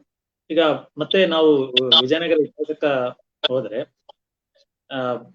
ಬಹಳ ಸರಳವಾಗಿದ್ದಂತ ಪ್ರಶ್ನೆ, ಆದರೆ ತುಂಬಾ ದಿನಗಳಿಂದ ಇದೆ. ಈ ಕೃಷ್ಣ ದೇವರಾಯ ಅಥವಾ ಕೃಷ್ಣರಾಯ, ಈ ಎರಡರಲ್ಲಿ ಯಾವುದು ಉತ್ತಮವಾಗಿದ್ದಂತ ನಾಮಧೇಯ? ಇದ್ರ ಬಗ್ಗೆ ನಾನು ಒಂದು ಲೇಖನ ಆಗ್ಲೇ ಬರ್ದಿದ್ದೆ. ತಿರ್ಗಾ ಹೇಳ್ತೀನಿ. ಅದೇನು ನನಗೆ ಸಂತೋಷ ಕೊಡೋ ಸಮಾಚಾರವೇ. ಪದೇ ಪದೇ ಹೇಳಿದ್ರೆ ನನಗೇನು ದುಃಖವಿಲ್ಲ. ಅವನು ಖಂಡಿತವಾಗಿಯೂ ಕೃಷ್ಣರಾಯ, ಕೃಷ್ಣ ದೇವರಾಯ ಅಲ್ಲ. ದೇವರಾಯ ಅನ್ನೋದು ಮೊದಲನೇ ದೇವರಾಯದ ನಂತರ ವಿಜಯನಗರದ ಎಲ್ಲರಸರು ಇಟ್ಕೊಂಡು ಒಂದು ಪ್ರಶಸ್ತಿ. ಅದನ್ನ ಹಿಂದಿನ ರಾಜನ ಹೆಸರನ್ನ ಈ ರಾಜ ತಾನ ಹೆಸರ ಜೊತೆ ಸೇರ್ಸ್ಕೊಂಡ್ಬಿಡ್ತಿದ್ದ. ಇದು ಹೊಯ್ಸಳರಿಂದ ಬಂದಿರೋ ಒಂದು ಸಂಪ್ರದಾಯ. ಹೊಯ್ಸಳರ ಶಾಸನಗಳಲ್ಲಿ, ನರಸಿಂಹನ ಶಾಸನದಲ್ಲಿ ಅವನ್ ಬರೀ ನರಸಿಂಹ ಅಂತ ಹೇಳ್ಕೊಳೋದೇ ಇಲ್ಲ, ವಿಷ್ಣುವರ್ಧನ ನರಸಿಂಹ ಅಂತ ಹೇಳ್ಕೊತಾನೆ. ಅವ್ರ ಅಪ್ಪನ ಹೆಸರು ಜೊತೆಗೆ ಸೇರ್ಸ್ಕೊಂಡು ಹೇಳ್ತಾನೆ. ಹಾಗಾಗಿ ಈ ಸಂಪ್ರದಾಯ ವಿಜಯನಗರದಲ್ಲಿ ಬಂದಿರೋದು ಹಿಂದಿನ ದೇವರಾಯನಿಂದ ನಂತರ ಪ್ರತಿ ಚಕ್ರವರ್ತಿಯು ಅವನ ಹೆಸರು ದೇವರಾಯ ಅಂತ ಸೇರ್ಸ್ಕೊಂಡ್ಬಿಟ್ಟ. ಕೃಷ್ಣ ದೇವರಾಯ, ಅಚ್ಯುತ ದೇವರಾಯ, ವೆಂಕಟಪತಿ ದೇವರಾಯ, ಶ್ರೀರಂಗ ದೇವರಾಯ, ಮಲ್ಲಿಕಾರ್ಜುನ ದೇವರಾಯ, ವಿರೂಪಾಕ್ಷ ದೇವ, ಈ ಎಲ್ಲ ದೇವರಾಯಗಳೇ ಆಗ್ಬೇಕು. ಅದಕ್ಕೆ ಈಗ ಕೃಷ್ಣದೇವರಾಯನ ಒಬ್ಬಂದೇ ಹೆಸರನ್ನ ತಗೊಂಡ್ರೆ ಅವನು ಖಂಡಿತ ಕೃಷ್ಣದೇವರಾಯ ಅಲ್ಲ, ಕೃಷ್ಣರಾಯನೇ. ಯಾಕೆ ಅಂತಂದ್ರೆ ಅವನೇ ಬರೆದಿರೋ ಆಮುಕ್ತ ಮಾಲಿಕಾ ಗ್ರಂಥದಲ್ಲಿ ಅವನ ಹೆಸರನ್ನ 13 ಸತಿ ಹೇಳ್ಕೊಂಡಿದ್ದಾನೆ. ಆಶ್ವಾಸ ಅಂತ ಪದ್ಯ, ಆಶ್ವಾಸ ಆದಿಪದ್ಯ, ಪುಷ್ಪಿಕೆ, ಇಷ್ಟು ಕಡೆಗಳಲ್ಲಿ ಹೆಸರು ಹೇಳ್ಕೊಂಡಿದ್ದಾನೆ 13 ಸತಿ. ಪ್ರತಿ ಸರ್ತಿನೂ ತನ್ನ ಹೆಸರನ್ನ ಕೃಷ್ಣರಾಯ ಅಂತ ಹೇಳಿದಾನೆ ಹೊರತು ಕೃಷ್ಣ ದೇವರಾಯ ಅಂತ ಒಂದ್ ಸತಿನೂ ಹೇಳಿದ್ದಾನೆ. ಅವನದು ಸುಮಾರು 40 ರಿಂದ 50 ತಾಮ್ರಶಾಸ್ತ್ರಗಳಿವೆ. ಆ ತಾಮ್ರಶಾಸ್ತ್ರನ ಅವನೇ ಕೊಟ್ಟಿರೋ ದಾನದ ತಾಮ್ರಶಾಸ್ತ್ರಗಳು ಇವು ತುಂಬಾ ಅಧಿಕೃತ. ಚಕ್ರವರ್ತಿ ತಾನೇ ಕೊಟ್ಟಿರೋ ತಾಮ್ರಶಾಸ್ತ್ರ ಅಂದ್ರೆ ಅದ್ರಲ್ಲಿ ಪ್ರತಿ ವರ್ಡನ್ನು ಪ್ರತಿ ಪದನೂ ನೀವು ನಂಬೋದು. ಅದು ಅವನ ಪ್ರೆಸೆನ್ಸ್ ಅಲ್ಲಿ ಅವನು ಆ ಶಾಸನವನ್ನ ಓದಿ ಅವನಿಗೆ ದಾನಿಗೆ ಅದನ್ನ ಕೊಡ್ತಾರೆ. ಹಾಗಾಗಿ ಅವನ ಶಾಸನ ರಾಜನೇ ಕೊಟ್ಟಿರುವ ಶಾಸನ ನಂಬಬಹುದು. ತನ್ನ 50 ಶಾಸನಗಳಲ್ಲಿ ನಾನು ನೋಡಿರೋ ಹಾಗೆ ಎಲ್ಲೂ ಕೂಡ ಅವನು ತನ್ನ ಹೆಸರನ್ನ ಕೃಷ್ಣ ದೇವರಾಯ ಅಂತ ಹೇಳ್ಕೊಂಡಿದ್ದ. ಕೃಷ್ಣರಾಯೋ ಮಾನನೀಯೋ ಮಹಿಮುದ ಅಂತಾನೆ ಶಾಸನದಲ್ಲಿ ಬರೋದು. ವೀರೌ ವಿನೈನೌ ಜಾತೌ ರಾಮಲಕ್ಷ್ಮಣವು ಇವ ನರಸಿಂಹೇಂದ್ರ ಕೃಷ್ಣರಾಯ ಸಮ್ರಾಟ್ ಅಂತಾನೆ ಬರುತ್ತೆ. ಇಷ್ಟ್ರ ಮೇಲೆ ಕೃಷ್ಣರಾಯ ಅಂತಾನೆ ಬರುತ್ತೆ, ಕೃಷ್ಣ ದೇವರಾಯ ಅಂತ. ಇಷ್ಟ್ರ ಮೇಲೆ ಹೌದು. ಆಮೇಲೆ ನ್ಯೂನಿಸ್ ಅವ್ರ ಪೇಯಸ್ ಅವ್ರ ಇಬ್ರು ಹೇಳ್ತಾರೆ ಇವ್ರ ರಾಯನ್ ಹೆಸರನ್ನ. ಪೇಯಸ್ ಅಂತೂ ಅವನು ರಾಯನ್ ಎದುರು ಕಂಡಿದ್ದವನು, 1920 ಬಂದವನು, ರಾಜಧಾನಿಲಿ ಇದ್ದವನು, ಮಾತಾಡ್ಸಿದ್ದವನು ರಾಯನ್ನ. ಅವನು ಎರಡೆರಡು ಕಡೆ ರಾಯನ್ ಹೆಸರು ಹೇಳ್ತಾನೆ, 2 ಕಡೆನು ಕೃಷ್ಣರಾವ್ ಅಂತಾನೆ, ಕೃಷ್ಣ ದೇವರಾವ್ ಅಂತ ಹೇಳಲ್ಲ. ನ್ಯೂನಿಸ್ ಅವ್ರ ರಿಪೋರ್ಟ್ ಅಲ್ಲಿ 32 ಸತಿ ಹೇಳ್ತಾನೆ ಕೃಷ್ಣ, 34 ಸತಿ ಕೃಷ್ಣ ಚಕ್ರವರ್ತಿ ಹೆಸರು ಹೇಳ್ತಾನೆ. ಪ್ರತಿ ಸರ್ತಿನೂ ಅವನು ಕೃಷ್ಣ ರಾವ್ ಅಂತ ಹೇಳ್ತಾನೆ ಹೊರತು ಒಂದೇ ಒಂದ್ ಸತಿ ಕೃಷ್ಣ ದೇವರಾವ್ ಅಂತ ಹೇಳಲ್ಲ. ಈ ಕೃಷ್ಣದೇವರಾಯ ಅಂತ ಹೆಸರೇ ಇಲ್ವೇ ಅಂತ ಕೇಳ್ಬೋದು. ಇದೆ, ಇಲ್ಲ ಅಂತಲ್ಲ. ಅದು ಪ್ರಾಯಶಃ ಸಾಮ್ರಾಜ್ಯದ ದೂರದಲ್ಲಿ ಅಂಚಿನಲ್ಲಿ ಸಣ್ಣ ಪುಟ್ಟ ಅಧಿಕಾರಿಗಳು ಹಾಕಿಸಿದಾಗ ತಮ್ಮ ಚಕ್ರವರ್ತಿ ಹೆಸರನ್ನ ವೈಭವೀಕರಿಸಕ್ಕೋಸ್ಕರ ಬೇರೆ ಕಾರಣಕ್ಕೂ ಕೃಷ್ಣ ದೇವರಾಯ ಅಂತ ಹಾಕಿದ್ದಾರೆ ಹೊರತು ಬೇರೆ ಶಾಸನಗಳಲ್ಲಿ ಕೃಷ್ಣರಾಯ ಅಂತಾನೆ ಸಿಗುತ್ತೆ. ಈಗ ಮೊದಲನೇ ಹಾಗೆ ನೋಡಿದ್ರೆ ನಮ್ಮ ವಿಜಯನಗರದ ಇತಿಹಾಸ ಶುರುವಾಗಿದ್ದು ಪ್ರಾರಂಭವಾಗಿದ್ದೇನೆ ಹುಲ್ಶ್ ಅವರ ಒಂದು ಲೇಖನದಿಂದ 1885 ಇಂಡಿಯನ್ ಆಂಟಿಕ್ವರಿ ಅಲ್ಲ, ಎಪಿಗ್ರಾಫಿಯಾ ಇಂಡಿಕಾ 1885 ಮೊದಲನೇ ಸಂಚಿಕೆಯಲ್ಲಿ ಅವರು ಹಂಪೆಯ ಮೊದಲನೇ ಶಾಸನದ ಬಗ್ಗೆ ಬರೀತಾರೆ. ವಿಜಯನಗರದ ಯಾವುದೇ ಶಾಸನದ ಬಗ್ಗೆ ಆಳವಾದ ವಿವೇಚನೆ ಮೊದಲನೇ ಬಾರಿಗೆ ನಡೆದಿರೋದು ಈ ಲೇಖನದಲ್ಲಿ. ಅವರು ಅದನ್ನ ಆ ಲೇಖನದ ಶಿರೋನಾಮೆ ಏನು ಅಂತಂದ್ರೆ the Hampi inscription of Krishnaraya ಅಂತ. ನಾನು ಅದನ್ನ ನೋಡಿದಾಗಲೇ ನನಗೆ ಇವ್ರು ಯಾಕೆ ಕೃಷ್ಣರಾಯ ಅಂತ ಬರೀತಾರೆ ಹುಲ್ಸ್ ಅಂತ ಹೇಳ್ಬಿಟ್ಟು ಶಾಸನ ಪೂರ್ತಿ ಓದ್ದೆ, ಹಂಪೆಲೂ ಓದ್ದೆ, ಇಲ್ಲಿ ಪೂರ್ಣಪಾಠನು ಓದ್ದೆ. ಅದೇ ಶಾಸನದಲ್ಲಿ ಪಟ್ಟಾಭಿಷೇಕದ ಶಾಸನ ಅದು 6 ಸತಿ ಕೃಷ್ಣ ಚಕ್ರವರ್ತಿ ಹೆಸರು ಬರುತ್ತೆ, 5 ಸತಿ ಕೃಷ್ಣರಾಯ ಅಂತ ಬರುತ್ತೆ, 1 ಸತಿ ಕೃಷ್ಣ ದೇವ ಅಂತ. ಹೀಗಾಗಿ ಅಲ್ಲ, ನೀವು ತುಂಬಾ ನನಗೆ ಪ್ರಿಯವಾದ ವಿಷಯದ ಪ್ರಶ್ನೆ ಕೇಳಿದ್ರಿಂದ ಇಷ್ಟೊಂದು ಕಾಲ ತಗೋಬೇಕಾಗಿ ಬಂತು. ಅವನು ಸತ್ಯವಾಗ್ಲೂ ಕೃಷ್ಣರಾಯನೇ, ಕೃಷ್ಣ ದೇವರಾಯ ಅಲ್ಲ. ಸರ್, ಡಾಕ್ಟರ್ ರೇವಣ್ಣ ಗೌಡ್ ಕುಣಿಗಲ್ ಅವರು ಒಂದು ಪ್ರಶ್ನೆ ಕಳಿಸಿದ್ದಾರೆ. ಕಾಲಗಣನೆಯಲ್ಲಿ ಭಾರತೀಯ ಪಂಚಾಂಗವನ್ನ ವಿದೇಶಿ ವಿದ್ವಾಂಸರು ಯಾವ ರೀತಿಯಲ್ಲಿ ಸ್ವೀಕರಿಸಿದ್ದಾರೆ? ವಿದೇಶಿ ವಿದ್ವಾಂಸರು ಇಲ್ಲಿಗೆ ಬಂದವರು, ಇಲ್ಲಿ ಇದ್ದವರು, ಇಲ್ಲಿ ಆಳದವರು, ಅವರು ಕಾಲಗಣನೆಯನ್ನ ಅಭ್ಯಾಸ ಮಾಡಿದ್ದಾರೆ, ಅದ್ರ ಮೇಲೆ ಗ್ರಂಥಗಳು ಬರೆದಿದ್ದಾರೆ. ಆದ್ರೆ ಅದನ್ನು ಸ್ವೀಕರಿಸ್ಕೊಂಡು ಅವ್ರು ವಾಪಸ್ ತಗೊಂಡೋಗಿಲ್ಲ ಇಂಗ್ಲೆಂಡ್ಗೆ. ಇಂಗ್ಲೆಂಡಲ್ಲಿ ಮಾಮೂಲಿ ಕ್ರಿಶ್ಚಿಯನ್ ಕ್ಯಾಲೆಂಡರೇ, ಅದು ಬಿಟ್ಟು ಇನ್ನೇನು ಇಲ್ಲ. ಆದ್ರೆ ಇಲ್ಲಿದ್ದ ಕಾಲಗಣನಾ ಪದ್ಧತಿಯನ್ನ ಇಲ್ಲೇ ಅವರು ಅಭ್ಯಾಸ ಮಾಡಿ, ಹಳೆಯ ಗ್ರಂಥಗಳನ್ನ ಅಭ್ಯಾಸ ಮಾಡಿ, ಅದನ್ನ ಪ್ರಿಂಟ್ ಮಾಡಿ, ಪಬ್ಲಿಷ್ ಮಾಡಿ, ಅದನ್ನ ಜನರಿಗೆ ಎಲ್ಲರಿಗೂ ಗೊತ್ತಾಗೋ ಹಂಗೆ ಅದನ್ನ ಮಾಡಿದ್ದಾರೆ. ಅದು ನಾನು ಒಂದು ಉದ್ದವಾದ ಲಿಸ್ಟ್ ಅನ್ನೇ ಓದ್ದೆ, ಯಾರ್ಯಾರು ಪ್ರಿನ್ಸೆಪ್ ಇಂದ ಹಿಡಿದು ಯಾರ್ಯಾರು ಸಿವಿಲ್ಗಿಂತ ಮುಂಚೆ ಕಾಲಗಣನಾ ಪದ್ಧತಿಯನ್ನ, ಭಾರತ ಕಾಲಗಣನಾ ಪದ್ಧತಿಯನ್ನ ಅಭ್ಯಾಸ ಮಾಡಿದವರು ಒಂದು ದೊಡ್ಡ ಲಿಸ್ಟೇ ಓದ್ದೆ. ಅವ್ರಿದ್ದಾರೆ, ಅವರೆಲ್ಲ ಅಭ್ಯಾಸ ಮಾಡಿದ್ದಾರೆ. ಆದ್ರೆ ಅವ್ರು ಅಕ್ಸೆಪ್ಟ್ ಮಾಡ್ಕೊಂಡಿದ್ದು ಬರೀ ಇಂಡಿಯಾದಲ್ಲಿ ಕೆಲಸ ಮಾಡಕ್ ಮಾತ್ರ. ಇಂಡಿಯನ್ ಕೋರ್ಟ್ಸ್ ಅಲ್ಲಿ, ಇಂಡಿಯನ್ ಕಲೆಕ್ಟರ್ಸ್ ಆಫೀಸ್ ಅಲ್ಲಿ ಆ ಪಂಚಾಂಗದ ನೆರವಿಂದಾನೇ ಅವರು ಜಡ್ಜ್ಮೆಂಟ್ ಕೊಡ್ಬೇಕಾಗಿತ್ತು, ತೇದಿಗಳನ್ನ ನಿರ್ಧರಿಸಬೇಕಾಗಿತ್ತು. ಹಾಗಾಗಿ ಅವರು ಭಾರತದಲ್ಲಿ ಮಾತ್ರ ಅದನ್ನ ಪ್ರಯೋಗ ಮಾಡಿದ್ರು, ಭಾರತದಲ್ಲಿ ಮಾತ್ರ ಉಪಯೋಗಿಸಿದ್ರು. ಅವರು ತಮ್ಮ ಜೊತೆ ಎಲ್ಲಿಗೂ ಅದನ್ನ ಕೊಂಡೊಯ್ಲಿ. ಮಂಜು ಚಿಕ್ಕೇರಹಳ್ಳಿ ಅವರು ಪ್ರಶ್ನೆ ಹಾಕಿದ್ದಾರೆ. ವಿಜಯನಗರದ ಅಳಿರಾಮರಾಯ ಬಿಜಾಪುರದ ಸುಲ್ತಾನನಾದ ಆಲಿಯನ್ನು ತನ್ನ ಸ್ವಂತ ಮಗನಂತೆ ಕಂಡರು. ಆತನು ರಾಮರಾಯನ ವಿರುದ್ಧದ ತಾಳೆಕೋಟೆ ಯುದ್ಧ ಮಾಡಲು ನಿರ್ದಿಷ್ಟ ಕಾರಣವೇನಾದರೂ ಇದೆಯಾ? ತಾಳಿಕೋಟೆ ಯುದ್ಧದ ಕಾರಣಗಳು ತುಂಬಾ ಚೆನ್ನಾಗೇ ಗೊತ್ತಿವೆ, ಅದರಲ್ಲೇನು ಅನುಮಾನವಿಲ್ಲ. ಅವನು ಅವನ್ನ ಮಗನ ತರ ಸಾಕಿ ಆಮೇಲೆ ಅವನ್ನ ವಾಪಸ್ ಕರ್ಕೊಂಡೋಗಿ ಅವನ ಸಿಂಹಾಸನ ಕೊಡ್ಸಿ ಕೂತಿದ್ರು ಕೂಡ ಮುಸ್ಲಿಮರೆಲ್ಲ ಒಟ್ಟಾಗಿದ್ದು ಜಗಳಾಡ್ತಿದ್ದು ಕೂಡ ಒಟ್ಟಾಗಿದ್ದು ಅವರು ಒಂದು ಉದ್ದೇಶದಿಂದ. ಯಾಕೆಂದ್ರೆ ತಾಳಿಕೋಟೆ ಯುದ್ಧನೂ ಕೂಡ ಅವರು ಜಿಹಾದ್ ಅಂತಾನೆ ಕರೆದಿದ್ದಾರೆ. ಕನಿಷ್ಠ ಹೇಳ್ತಾನೆ ಅದನ್ನು ಜಿಹಾದ್ ಅಂತಾನೆ ಕರೆದಿದ್ದಾರೆ. ಜಿಹಾದ್ ಅನ್ನೋ ಹೆಸರು ಬಂದ್ಮೇಲೆ ಅವ್ರಿಗೆ ರಿಲಿಜಿಯನ್ ಬಿಟ್ಟು, ಇಸ್ಲಾಂ ಬಿಟ್ಟು ಬೇರೆ ಇನ್ಯಾವುದೂ ಮುಂದಕ್ಕೆ ಬರಲ್ಲ. ಯಾವ ಸಂಬಂಧಗಳಾಗ್ಲಿ, ಯಾವ ಹಿಂದಿನ ಋಣಗಳಾಗ್ಲಿ, ಯಾವ ಬೇರೆ ಯೋಚನೆಗಳಾಗ್ಲಿ ಯಾವುದೂ ಅದ್ರ ಮುಂದೆ ಬರಲ್ಲ. ಇಸ್ಲಾಂ ಜಿಹಾದ್ ಅಂತ ಬಂದ ಮೇಲೆ ಬೇರೆ ಎಲ್ಲ ಹಿಂದಕ್ಕೆ ಹೊಟ್ಟೋಗ್ತವೆ. ಹಾಗಾಗಿ ಅವರೆಲ್ಲ ಯುದ್ಧ ಮಾಡಕ್ಕೆ ಒಪ್ಕೊಂಡು ಒಟ್ಟಿಗೆ ಏಕಮತದಿಂದಾನೆ ಬಂದಿದ್ದಾರೆ. ರಾಮರಾಯನ್ ಜೊತೆ ಯುದ್ಧ ಮಾಡ್ತಿದ್ದೀನಿ ನಾನು ಅಂತ ಅವ್ರಿಗೆ ಯಾವ ಬಗೆಯ ಅಳುಕು ಇರಲಿಲ್ಲ. ಮುತ್ತುರಾಜ್ ಅವರು wonderful lecture, thank you sir ಅಂತ ಹೇಳಿ ಪ್ರತಿಕ್ರಿಯೆಯನ್ನು ನೀಡಿದ್ದಾರೆ. ಹಾಗೆ ಪ್ರಭಾಕರ್ ಮನೆವಾರ್ತೆ ಅವರು ಧನ್ಯವಾದಗಳು ಸರ್ ಅಂತ ಹೇಳಿ ತಿಳಿಸಿದ್ದಾರೆ. ಎಲ್ಲರ ಪರವಾಗಿ ಮತ್ತೆ ನಾನು ಇನ್ನೊಮ್ಮೆ ನಿಮಗೆ ನನ್ನ ಕೃತಜ್ಞತೆಗಳನ್ನ ಸಲ್ಲಿಸ್ತಾ ಇದ್ದೀನಿ. ಒಳ್ಳೆ ಉಪಯುಕ್ತವಾಗಿದ್ದಂತ ಮಾಹಿತಿಯನ್ನು ಕೊಟ್ಟಿದ್ದಾರೆ. ನನಗೂ ಇಂತ ಡಾಕ್ಟರ್ KG ಗೋಪಾಲಕೃಷ್ಣ ಅವರಂತಹ ಒಳ್ಳೆ ಸಂಶೋಧಕರ ಜೊತೆಯಲ್ಲಿ ಈ 1 ಗಂಟೆ ಕಾಲವನ್ನು ಕಳೀಲಿಕ್ಕೆ, ಅವರನ್ನು ಪರಿಚಯ ಮಾಡಿಸಿಕೊಳ್ಳಲಿಕ್ಕೆ ನನಗೆ ಅವಕಾಶವನ್ನು ಮಾಡಿಕೊಟ್ಟಂತ ಕರ್ನಾಟಕ ಇತಿಹಾಸ ಅಕಾಡೆಮಿ ಎಲ್ಲ ಸದಸ್ಯರಿಗೂ, ಮತ್ತೆ ಈ ಕಾರ್ಯಕ್ರಮದಲ್ಲಿ ಭಾಗವಹಿಸಿ ಪ್ರತಿಸ್ಪಂದನೆಗಳು, ಪ್ರಶ್ನೆಗಳನ್ನು ಕೇಳಿ ಇದಕ್ಕೆ ಮತ್ತಷ್ಟು ಮೆರುಗು ತಂದಂತ ಎಲ್ಲ ವೀಕ್ಷಕರಿಗೂ ನನ್ನ ಕೃತಜ್ಞತೆಗಳನ್ನು ಸಲ್ಲಿಸಿಕೊಳ್ತಾ ನಾನು ವಿರಮಿಸ್ತಾ ಇದ್ದೇನೆ. ನಮಸ್ಕಾರ. ನಮಸ್ಕಾರ ಸರ್. ಗೋಪಾಲ್ ಕೃಷ್ಣ ಸರ್ ಈಗಿನ ಜನರಲ್ಲಿ ಇತಿಹಾಸ ಪ್ರಜ್ಞೆ ಮೂಡಿಸುವ ಅವಶ್ಯಕತೆ ಬಗ್ಗೆ ಹೇಳಿದ್ರು. ಆ ಕೆಲಸವನ್ನ ಇವತ್ತು ನಿರೂಪಣೆ ಮಾಡಿದ ರಘುತ್ತಮ ರಾವ್ ಅವರು ಬಹಳಷ್ಟು ನಿಟ್ಟಿನಲ್ಲಿ ಮಾಡ್ತಾ ಇದ್ದಾರೆ. ಅವರು ವಿಜಯನಗರ ಇತಿಹಾಸದಲ್ಲಿ ಆಸಕ್ತಿ ವಹಿಸಿ ಅಧ್ಯಯನ ಮಾಡಿ ಇದನ್ನ ಜನರಿಗೆ ತಿಳಿಸುವ ಕಾರ್ಯವನ್ನ ಮಾಡ್ತಾ ಇದ್ದಾರೆ. ಶಾಸನಗಳ ಮಹತ್ವ, ವಿಜಯನಗರ ಅರಸರ ಬಗ್ಗೆ ಮತ್ತು ಅವರ ಆಡಳಿತ, ಕೋಟೆಗಳು ಮತ್ತಿತರ ಆಸಕ್ತಿಕರ ಮಾಹಿತಿಯನ್ನ ಕನ್ನಡ, ತೆಲುಗು, ಇಂಗ್ಲಿಷ್ ವಿಡಿಯೋಗಳ ಮೂಲಕ ಅವರು ಯೂಟ್ಯೂಬ್ ಚಾನೆಲ್ಗಳ ಮೂಲಕ ಪ್ರಸರಿಸುತ್ತಿದ್ದಾರೆ. ಅನ್ವೇಷಿ, ಆವಕಾಯ, ಮಾಧ್ಯಮ ಹಿಸ್ಟ್ರಿ ಎಂಬ ವೆಬ್ಸೈಟ್ ಚಾನೆಲ್ಗಳನ್ನು ಅವರು ಮಾಡಿದ್ದಾರೆ. ಅವರಿಗೆ ಈ ದಿನ ಕಾರ್ಯಕ್ರಮ ನಡೆಸಿಕೊಟ್ಟಿದ್ದಕ್ಕೆ ಕರ್ನಾಟಕ ಇತಿಹಾಸ ಅಕಾಡೆಮಿಯ ಪರವಾಗಿ ಧನ್ಯವಾದಗಳು ಹೇಳ್ತೇನೆ. ಹಾಗೆ ತಮಗೆ ಸರ್ ಅತ್ಯಂತ ತಮ್ಮ ಅಮೂಲ್ಯವಾದ ಸಮಯವನ್ನ ನಮ್ಮ ಜೊತೆ ಕಳೆದು ಇಷ್ಟು ಒಳ್ಳೆ ಮಾಹಿತಿಗಳನ್ನ ನಮ್ಮ ಜೊತೆ ಹಂಚಿಕೊಂಡಿದ್ದಕ್ಕೆ ಬಹಳಷ್ಟು ಧನ್ಯವಾದಗಳು ಸರ್. ವಂದನೆಗಳು. ಮುಂದಿನ ವಾರದ ಕಾರ್ಯಕ್ರಮವನ್ನ ರಾಮಶೇಷನ್ ಅವರು ಅವರ ಬಗ್ಗೆ ಮಾತನಾಡಲಿದ್ದಾರೆ. ಮತ್ತೆ ಭೇಟಿಯಾಗೋಣ. ಎಲ್ಲರಿಗೂ ಧನ್ಯವಾದಗಳು. ನಮಸ್ಕಾರ.